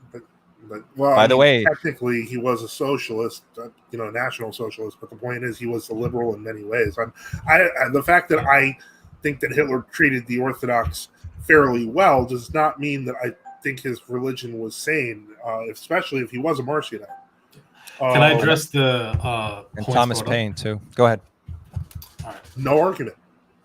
Yeah. So the first point, it was about apparently God being wrong about Adam and Eve dying because of eating the fruit of knowledge of good and evil. So do you understand what the Orthodox view of death before and after the fall is? Yeah, I think so. But just go ahead and tell me. All right. So the Orthodox understanding is that before Adam and Eve disobeyed God, everything was just fine. There was no death in the world, no suffering, nothing bad was in the garden. Like no death, no suffering, no disease, no nothing. But when Adam and Eve disobeyed God, the disobedience is what caused death to then enter into the world. Adam and Eve died because of the disobedience and because of the eating out of disobedience. So because they ate of the forbidden fruit, it was the breaking the commandment and distancing themselves off from God that had death enter into the whole cosmos sympathetically through Adam. Like, you're familiar with Hermeticism, you know the idea of as above, so below. Adam is the microcosm of the whole macrocosm of the universe. So when Adam that's astrotheology. Are you into that? As in, what do you mean astrotheology? As in? Well, that's like the concept that, like, for example, like as above, so within. So if you're talking about the body, you're actually talking about the universe. There's an aspect of that, yeah. Because there's an astrotheological interpretation of this story. I know it as well, that Adam and, it's like about, self-becoming or whatever. Anyway, so so there's an aspect of like that astrotheology in Genesis in regards to the Orthodox understanding of how death entered into the world sympathetically through Adam's disobedience. And so that is completely fulfilled. Like 900 years later, but it's fulfilled because creation entered into a fundamentally different state. But the snake was telling the truth, right? The snake was not fully telling the truth. Yeah, not the whole truth. Because he left out the death part. Yeah, he left out the consequences of disobeying God. If they had eaten from the next tree, then they wouldn't have died. But they were kicked out before they could. So the main reason why they are punished is because they tried to become like gods. They only forbidden one tree. There's 2 trees. There's lots of trees. Lots of trees. Then they were only forbidden one. So there's the tree of everlasting life and the tree of knowledge. So they ate from the tree of knowledge, but they couldn't get to the tree of everlasting life in time, right? They didn't bother. Well, no, that's not how it works. They weren't supposed to eat from that tree at all. Even if they wouldn't have made it to any other tree because they were kicked out. And so, they ate the wrong tree. Well, in the dialogue, it seems that God is turning, in your interpretation, he's turning to himself and he's saying, I better move fast. Can't let them get to the next tree. Yes, because, and the Father's right about this, they say that, because we have to look at the timeline here, because after this, death has entered the world through Adam. So now death and sin has entered the world and perverted creation away from its original purpose. So if Adam was then to eat from the tree of life, it would immortalize sin and death. Okay, I can see that, but so that means that you would never be able to return. Well, no, hold on. So they were stopped from getting. It seems again like you could take the very simple interpretation of the story, which I think the average person gets, is that there's 2 trees. One gives you knowledge, one gives you everlasting life. Adam only got to the first tree, and he was kicked out before he could get to the second tree. The snake told him. What he told him was true. He said, if you eat of this thing, he said, you're going to get the everlasting, you're going to get the knowledge. He got the knowledge. God told him that you would die. So you're saying that, well, in a roundabout way, in like a it seems to me like the snake is the straight talker here. But whatever. I get your interpretation. I understand. The that's how very you first see it. thing the snake said was, "Didn't God say you should eat of every tree?" The very first thing that the snake said was like, "Didn't God say you could eat from every tree?" And that was a lie immediately. Him saying that the snake was a straight talker is nonsense when you look at the very first thing the snake has said. Sure, but the main takeaway for the story for me is that knowledge and trying to become like God is considered very bad. And you get this later in the stories about the Nephilim, right? There was this guy here, his name was Enoch or something. Premature knowledge is bad. That's the problem. Like, the father's right about this. Well, The isn't whole that really reason- like the whole debate that we've been having this whole time that we've been here together? I'm like the snake here. I'm like saying, look, let's just eat from the tree of direct experience. Let's do mysticism. Let's learn the breathing techniques. Right, but you know what the fathers say? The fathers say that that mankind wasn't ready for the fruit of knowledge. That's the whole point, that they have to build to that it would be like giving meat to an infant. It sounds a lot like the story of Prometheus, who's also sharing the gifts of the gods with people, and he's being punished. But the Greeks have a different interpretation of the story. And again, if you read some scholarship, I don't. So this is the fundament of like Lucifer. Lucifer just means Prometheus in Latin, right? It's a Latinized version of Prometheus. And Lucifer means light giver.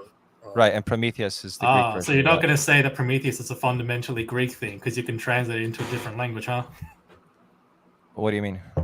Because like you make a really big stink about like Yahweh being the Hebrew God and that translating into a different word in a different language is hiding it. But when it's Prometheus to Lucifer, then suddenly that doesn't. Well, no, actually, my argument would be that Yahweh could be like Zeus or the equivalent deity. So that's actually totally in line with what I'm saying. Even though it's a 19th century invented name, the point is that it's not what your own church says. No, it is what my own church says. Show me where it doesn't. That your church denies that Yahweh is the name of his. I mean, that's base if that's true. Show me where the Orthodox Church codifies the word Yahweh. Fine, I'll Google it, and we'll pick it up. I can wait. Well, let me finish the point real quick because I think it's interesting. I mean, my point, my intention here is to. By the way, Prometheus doesn't mean light bringer. Just out of curiosity, in Greek. What does it mean? Prometheus properly means the knowledge. It's like knowledge giver. It's not light. It's knowledge. It's a different thing. Well, okay. Most people in the scholar or whatever consensus you can Google in 5 seconds is that there's direct. It seems to be very similar, Prometheus and Lucifer, and it's the same. I wouldn't deity. say that. I doubt different root words consensus on this. Huh? So there's different root words behind them, so it's sort of like it's a very thought translation and not a. All right, whatever. It doesn't bother me. So with Prometheus, you have a story which is very similar to the story that's found in the Old Testament. So you have this god who's basically portrayed. He's not a god; he's a titan, and he's portrayed as being on the side of humanity. And he's the creator of humanity, not Zeus, who's like in the role of Yahweh in this. Okay, so Zeus is against humanity, and he tries to destroy humanity with a flood.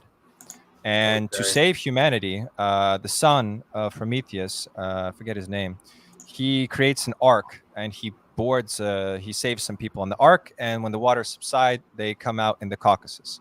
And the story in the Bible is the same, except there's actually 2 stories with there's sounds like there's a whole bunch of differences, but okay, so to understand, and then they come out in Ararat, which is around Armenia, right? We're making a conjectural link to mythology with the 19th century invented name, and it's not an invented name. Fine, call him whatever, Adonai. It doesn't matter. The story structure is very similar, but the key difference is the value judgments attached to it, right? So the Prometheus is considered the good guy in the Greeks version because they're metaphysical pessimists. They have this proto-Gnostic type view of things. They don't like Zeus. They see him as capricious, jealous, and all these sort of not so good characteristics. Yeah, they have to sort of bend the knee to him, but Prometheus is clearly the hero of this story, and he's then later rescued by Hercules. So now in the Bible version, of course, and this is the argument of some scholars, of the revisionist school is that the Bible, the Septuagint, was written copying the myths of the Greeks. So there's a lot of similarities here. This first story of the flood narrative has been copied, except it's all flipped. It's all inverted. So God is the good guy in this one. Adonai or Yahweh, he's the good one, right? He's trying to destroy the Nephilim. And the Nephilim are these entities that are, they seem like they're Aryans pretty much. They're good with alchemy, with what do you call it? Forging stuff. They're good with metallurgy, and they seem to have spiritual powers, and they seem to be super tall. And I may be wrong about this, but they seem to be described with red hair. So that seems to be to whatever. I mean, I have my interpretation of that. So God floods the earth because of these guys, whereas in the Greek version, you can see that it's totally flipped, and the good guys is not the one who's trying to destroy the world.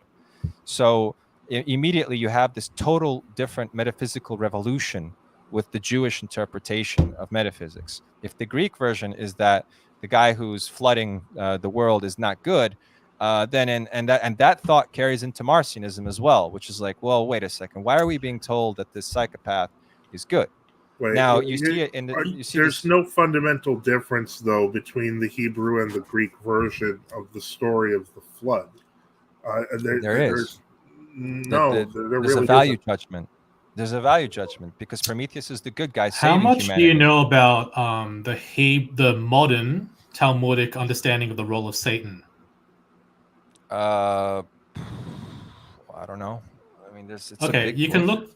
Yeah. Okay. So you can look this up very easily because it's very mainstream Talmudic Jewish understanding of Satan. Is that the Jews see Satan as a co-worker and ally of God? Yeah, bring like humanity Job. up.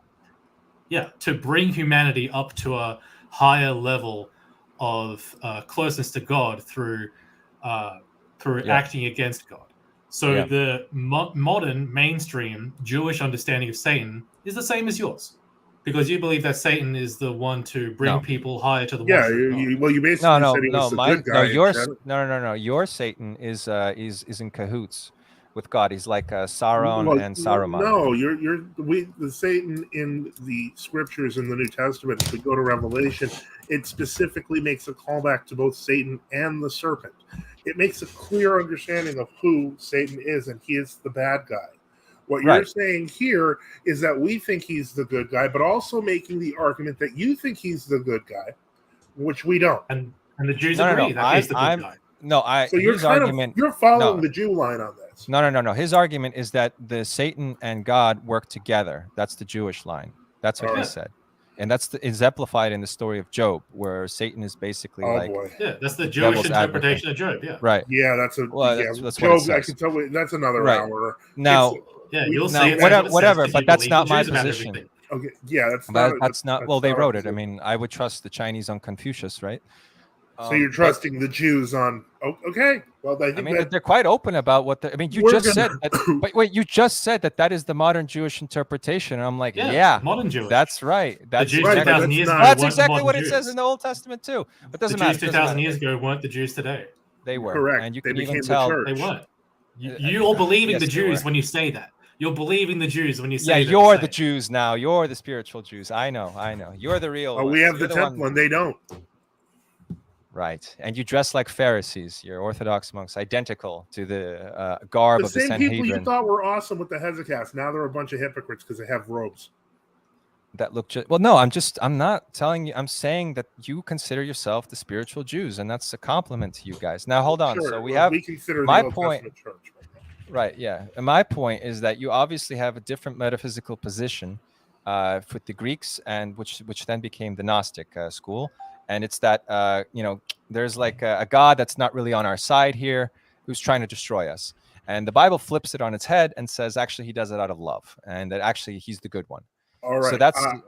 I'm going to let it go here because we're at hour number 3.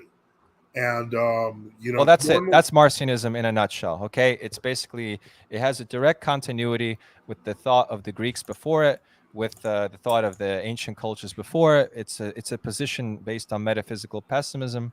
And when the Jews took over theologically, they flipped everything on its head, inverted it, and all of a sudden the bad gods became the good gods. Our metaphysical understanding of our relationship to God was flipped, and all of a sudden the demiurge, the creator god, became the good god. Right. So Marcionism, I would argue, has a direct continuity with the past, with our ancient traditions, and it rejects the Old Testament, and because it's a Jewish supremacist text, and because it's Christopher, metaphysically incoherent. So okay, that would be Christopher, you have a last take on this?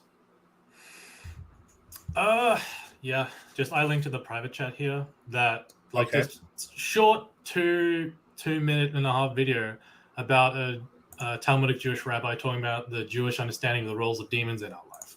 Basically, just secretly saying that demons are actually God. That's it. Hold on.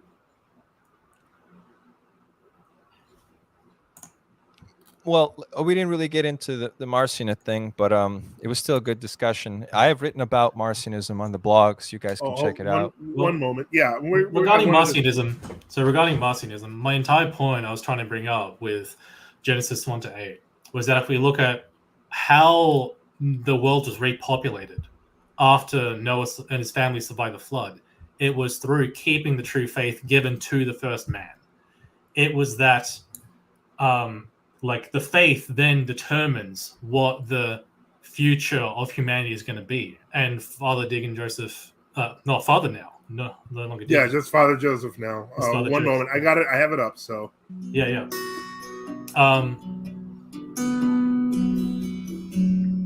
Are demons really real? How could there be such a crazy thing in the world?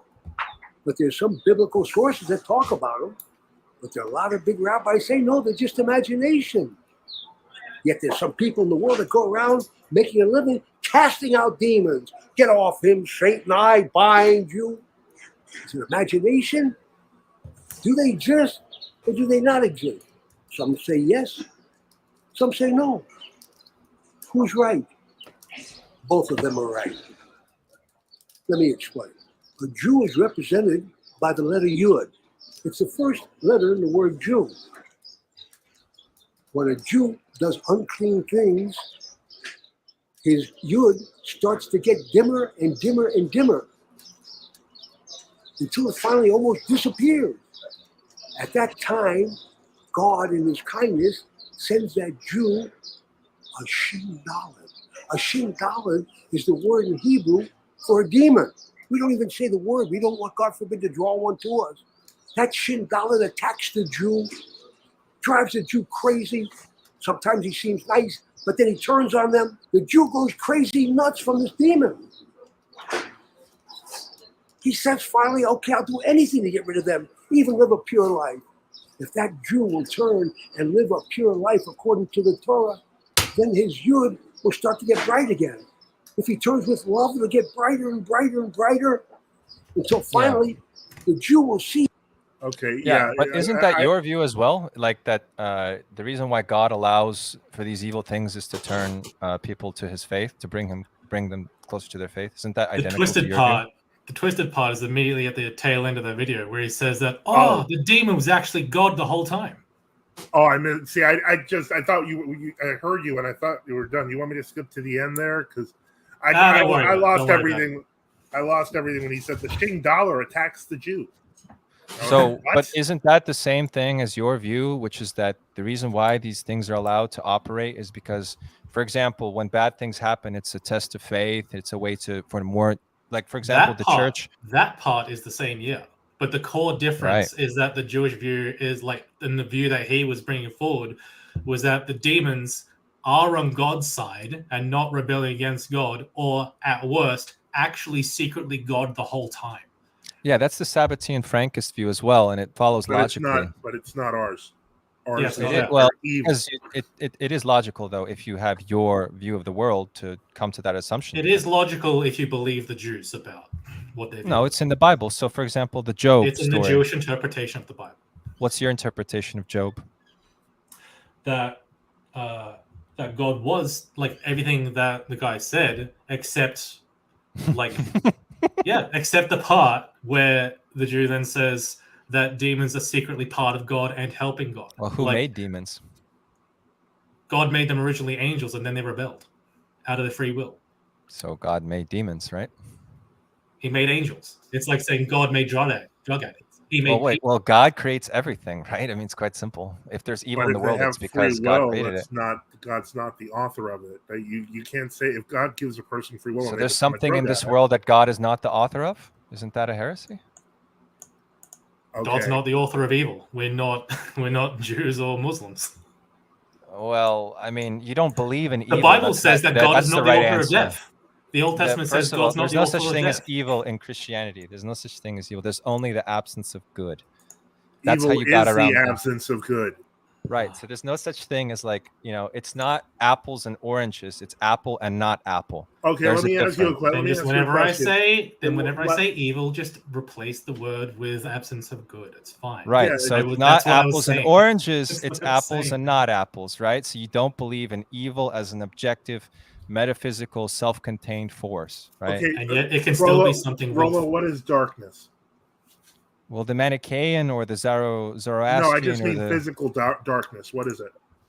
the absence of light. Is that what you would say? Would you say that it looks the same because we've added nothing? No, I would say darkness is its own thing. I'd say there's an apple and there's an orange. Now you can define anything as the opposite of what it is. And what is a man? It's not a woman. Well, physics would disagree with you. So would a lot of trans people. Sorry, I couldn't help it. Yeah. Well, here's the thing: is that your view is identical to the Jews, except he takes the next logical step and he says that actually these entities, demons, are ultimately under the control of God. And but if they're evil, then they're not under the control of God because they're evil. Well, then how can you talk about great plans and about how God will win in the end if something's out of his control? Your God is limited then. Let me He's not omniscient. Let me rephrase that, because when I say out of his control, I don't mean that he does not have power over them. I mean he allows them to do things that are not. Can God destroy evil? Just in theory. Can he destroy it? Eventually he will. Yeah, he who can destroy something has power over it, does he not? So he allows evil because it helps him affect his agenda, right? That's the mainstream view of Christianity. First off, I've lost a little of my patience with this concept of mainstream view and consensus when we've been talking about manufactured. You're not different doctrinally from mainstream Orthodox. You just have your change. Like, well, no, we believe that we ago. are the mainstream Orthodox. We believe this is the church mainstream. Teaching. When I say mainstream, I mean mainstream over 2,000 years. Yeah, I think we have very different ideas of what mainstream actually means here. Because, correct me if I'm wrong. The correct doctrinal position of Orthodoxy and all Christianity. Yeah, frankly. so so we have a different idea of what mainstream means here, because what the mainstream is in world Orthodoxy is liberalism and Marcionism and Gnosticism. No, you have the same doctrine as they do. What is your difference with them doctrinally? With who? What?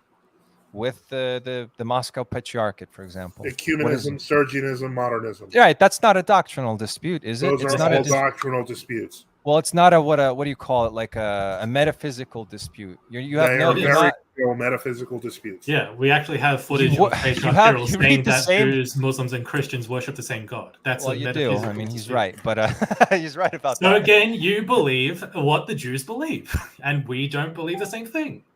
Right, but you're wrong. I mean, like from a scholarly point of view, and like from metaphysical perspective. No, by the way, it should be noted that an Antiochian metropolitan, Georgia Clother, actually does hold to a form of Marcionism. So he's on your side, not our side. Who does? George Clother of Mount Lebanon, I believe it is. Cool. No, but my position is objectively more based. It's more based because it's Jewish more based on fantasy. I'm sorry. Glass houses. I mean, we're talking about. Really, I don't think. Look, we're willing to have you come back on. I have no problem with it. It was very just concede this. My position is way more based because I literally named the cosmopolitans as the source of all evil and their deity as being the pure incarnation of evil. I'd say your position is not more based because we've been doing that for 2,000 years. No, you worship the same deity. You say your deity is the son of their deity. You kept saying Yahweh. That's just made up, dude. I don't know what to tell you. I mean, that's like 19th again, century. You're nice right. It is made up. Christianity. 19th century, Yahweh was made up. That is absolutely right. The God of Moses. The God of Moses living in The the God of They volcano. believe Jesus is the God of Moses and they don't. How can you say that we have the same God, mate? Like, come on. Well, but that's the thing. Your dispute is over Do you who remember was the the prophet, who was the Transfiguration in the Messiah. New Testament? Our dispute is over who God is, man. No, That's such a your minor dispute detail. over It's a whether little thing. Jesus was a representative or a son of or a prophet or a Messiah of the God that they also worship. No, that's not. Yeah. The Yes, dispute is whether that's he is just also an logical. eternal person. Whether he's also an eternal divine person. Right. So you're arguing over them, over If their you believe, own if prophecy. you think that we have the same God, why did they try to stone him for blasphemy? Well, first of all, I don't think any of that happened. Okay. It's just All a right. story. Look, But, it's gone past 11. Fair enough. We have But very my different view beliefs. is more based because it's more counter-Semitic. It's a total rejection of all the Messiah I laws, would say that that's dietary, exactly why circumcision. it's not more. All of that's it ex- is a total. and I'm that's just ex- saying you can Right. say I would whatever. say here's my point. I would say that it's not more based because you rely on Judaism to live. Your belief relies on Judaism to exist. To be an anti-Judaism, you must be constantly focused on Judaism. You We're rely not. on their holy books for the foundation of your No, faith. we rely your on bless. our holy books. Yes, Because we're right. the church. Because we you're still the have Jews. the temple. We still have the people of God. That is correct. So you're So, yeah. arguing with these people over who worships their deity better. No, who is the better Jew? Because they don't believe in our deity. They don't believe in Father, Son, and Holy Spirit. You both believe in the God of Moses, right? Do we believe he's the same person? Is Jesus Christ the God of Moses? Yes, he is. Okay, but that's different, right? That's the next step. How's that different? Well, because the Muslims would say that they believe that Muhammad was a prophet of the God of Moses. And right? do they believe Jesus was the Son of God? No. Well, But you then all they don't care are. what they say. The dispute is over. It's not over who is the God or like who you are all believing in the God of Moses. That's exactly right. You all believe in the God of Moses, and now you're debating. Or Yeah, you're we're all fighting debating over, who he is. No, you're debating over This who is is the sort of like- inheritor of this. This is sort of like someone You're just saying you're being obtuse. very- Everybody this is knows exact- this. No, no, no, no, no. All, You're the one everyone being knows you're it's saying called we're all- Abrahamic for a reason. It's the This is like Abrahamic saying- faith he for a believes reason. the Abrahamic religion's nonsense because, of This course, is- Islam was You're formed from Judeo-Christian. Abraham. I'll tell you just exactly like what this is like. This is Judeo-Muslims. exactly what it's like. This is like if you talk to someone, they said, "Oh, I have a girlfriend," and you said, "Well, one person believes that when they have a girlfriend, that person is biologically female, but when then another person says, "Oh, I have a girlfriend," and they're biologically male," you're saying that they both say the same thing when they're saying girlfriend. No, it's more like if you all slept with the same girl. There's three of you, and you slept with the same girl at some point, and then That's you the dispute. all It's ended not up the same getting. girl. This is You a ended up terrible getting analogy. three This new is a girlfriends, each of you, and each terrible of you started analogy. debating. Actually, this girl it resembles this girl terrible. the most. This is No, you no. terrible. Listen, I don't know what to tell you.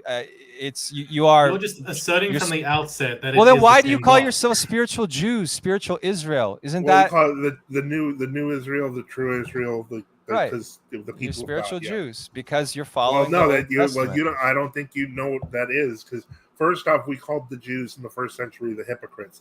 Second off, because they didn't worship Islam their own says that- Messiah. and what's That's the name it. of God in Islam? What do 'Cause you, it's as an not American, Yahweh.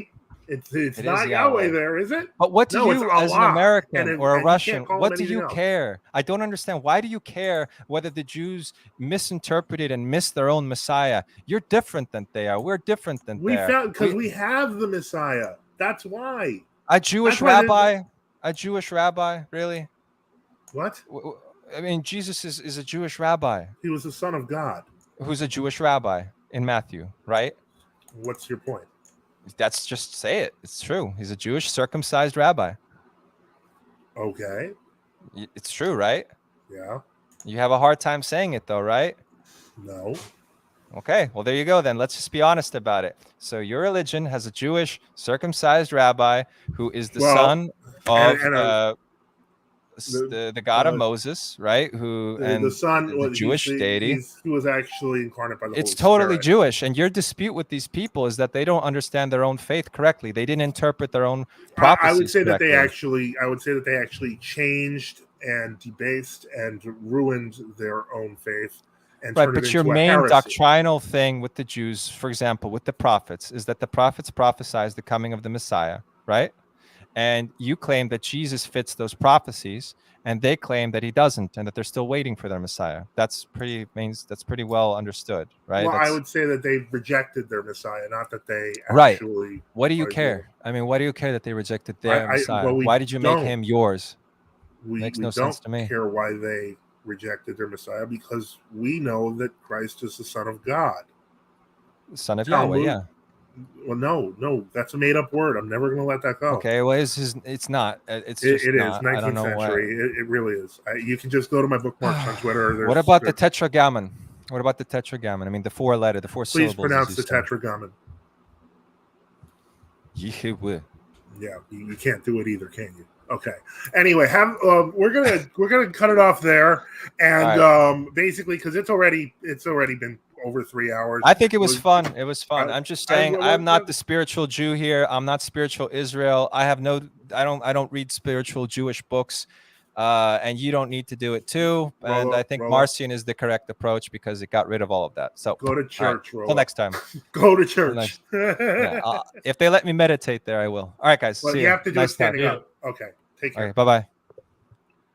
All right. Thank you, Christopher, for coming on. I do appreciate kind of your experiences helped get a little further access than I would have, because I was, I'm actually glad that you were able to kind of make some points that he wasn't able to see, and it seemed like he just couldn't get it. But so I'm glad that you were on. I thank you for everybody who left comments, questions. I apologize if we weren't able to directly address most of them, because that was crazy. Yeah. Kind of my flavor crazy. Thank you for having me. Yeah. And I could tell. So in any case, I'd love to, I want to thank everyone for watching, for listening. And again, if you want to visit, Rolo's website, it's roloslavsky at .substack.com. I wish he had time to kind of present that, but I'll put it in the chat. He sometimes gets some really good, not historical takes, but good takes on the war. But that was definitely different. So again, just so I can finish up here, we can't, as I mentioned all the time, we can't do this alone. We depend on our viewers and our readers and our supporters. Support NFTU today on our website, our Odyssey channel. Subscribe to Star with Crypto. Get access to paid articles as well as monthly supporter calls where we listen to your suggestions on where to take the site in the future. Christopher, have a great night. And so I'm going to let you go there, and I'm going to just finish up. And so just to say thanks to everyone. God bless. You have a great evening.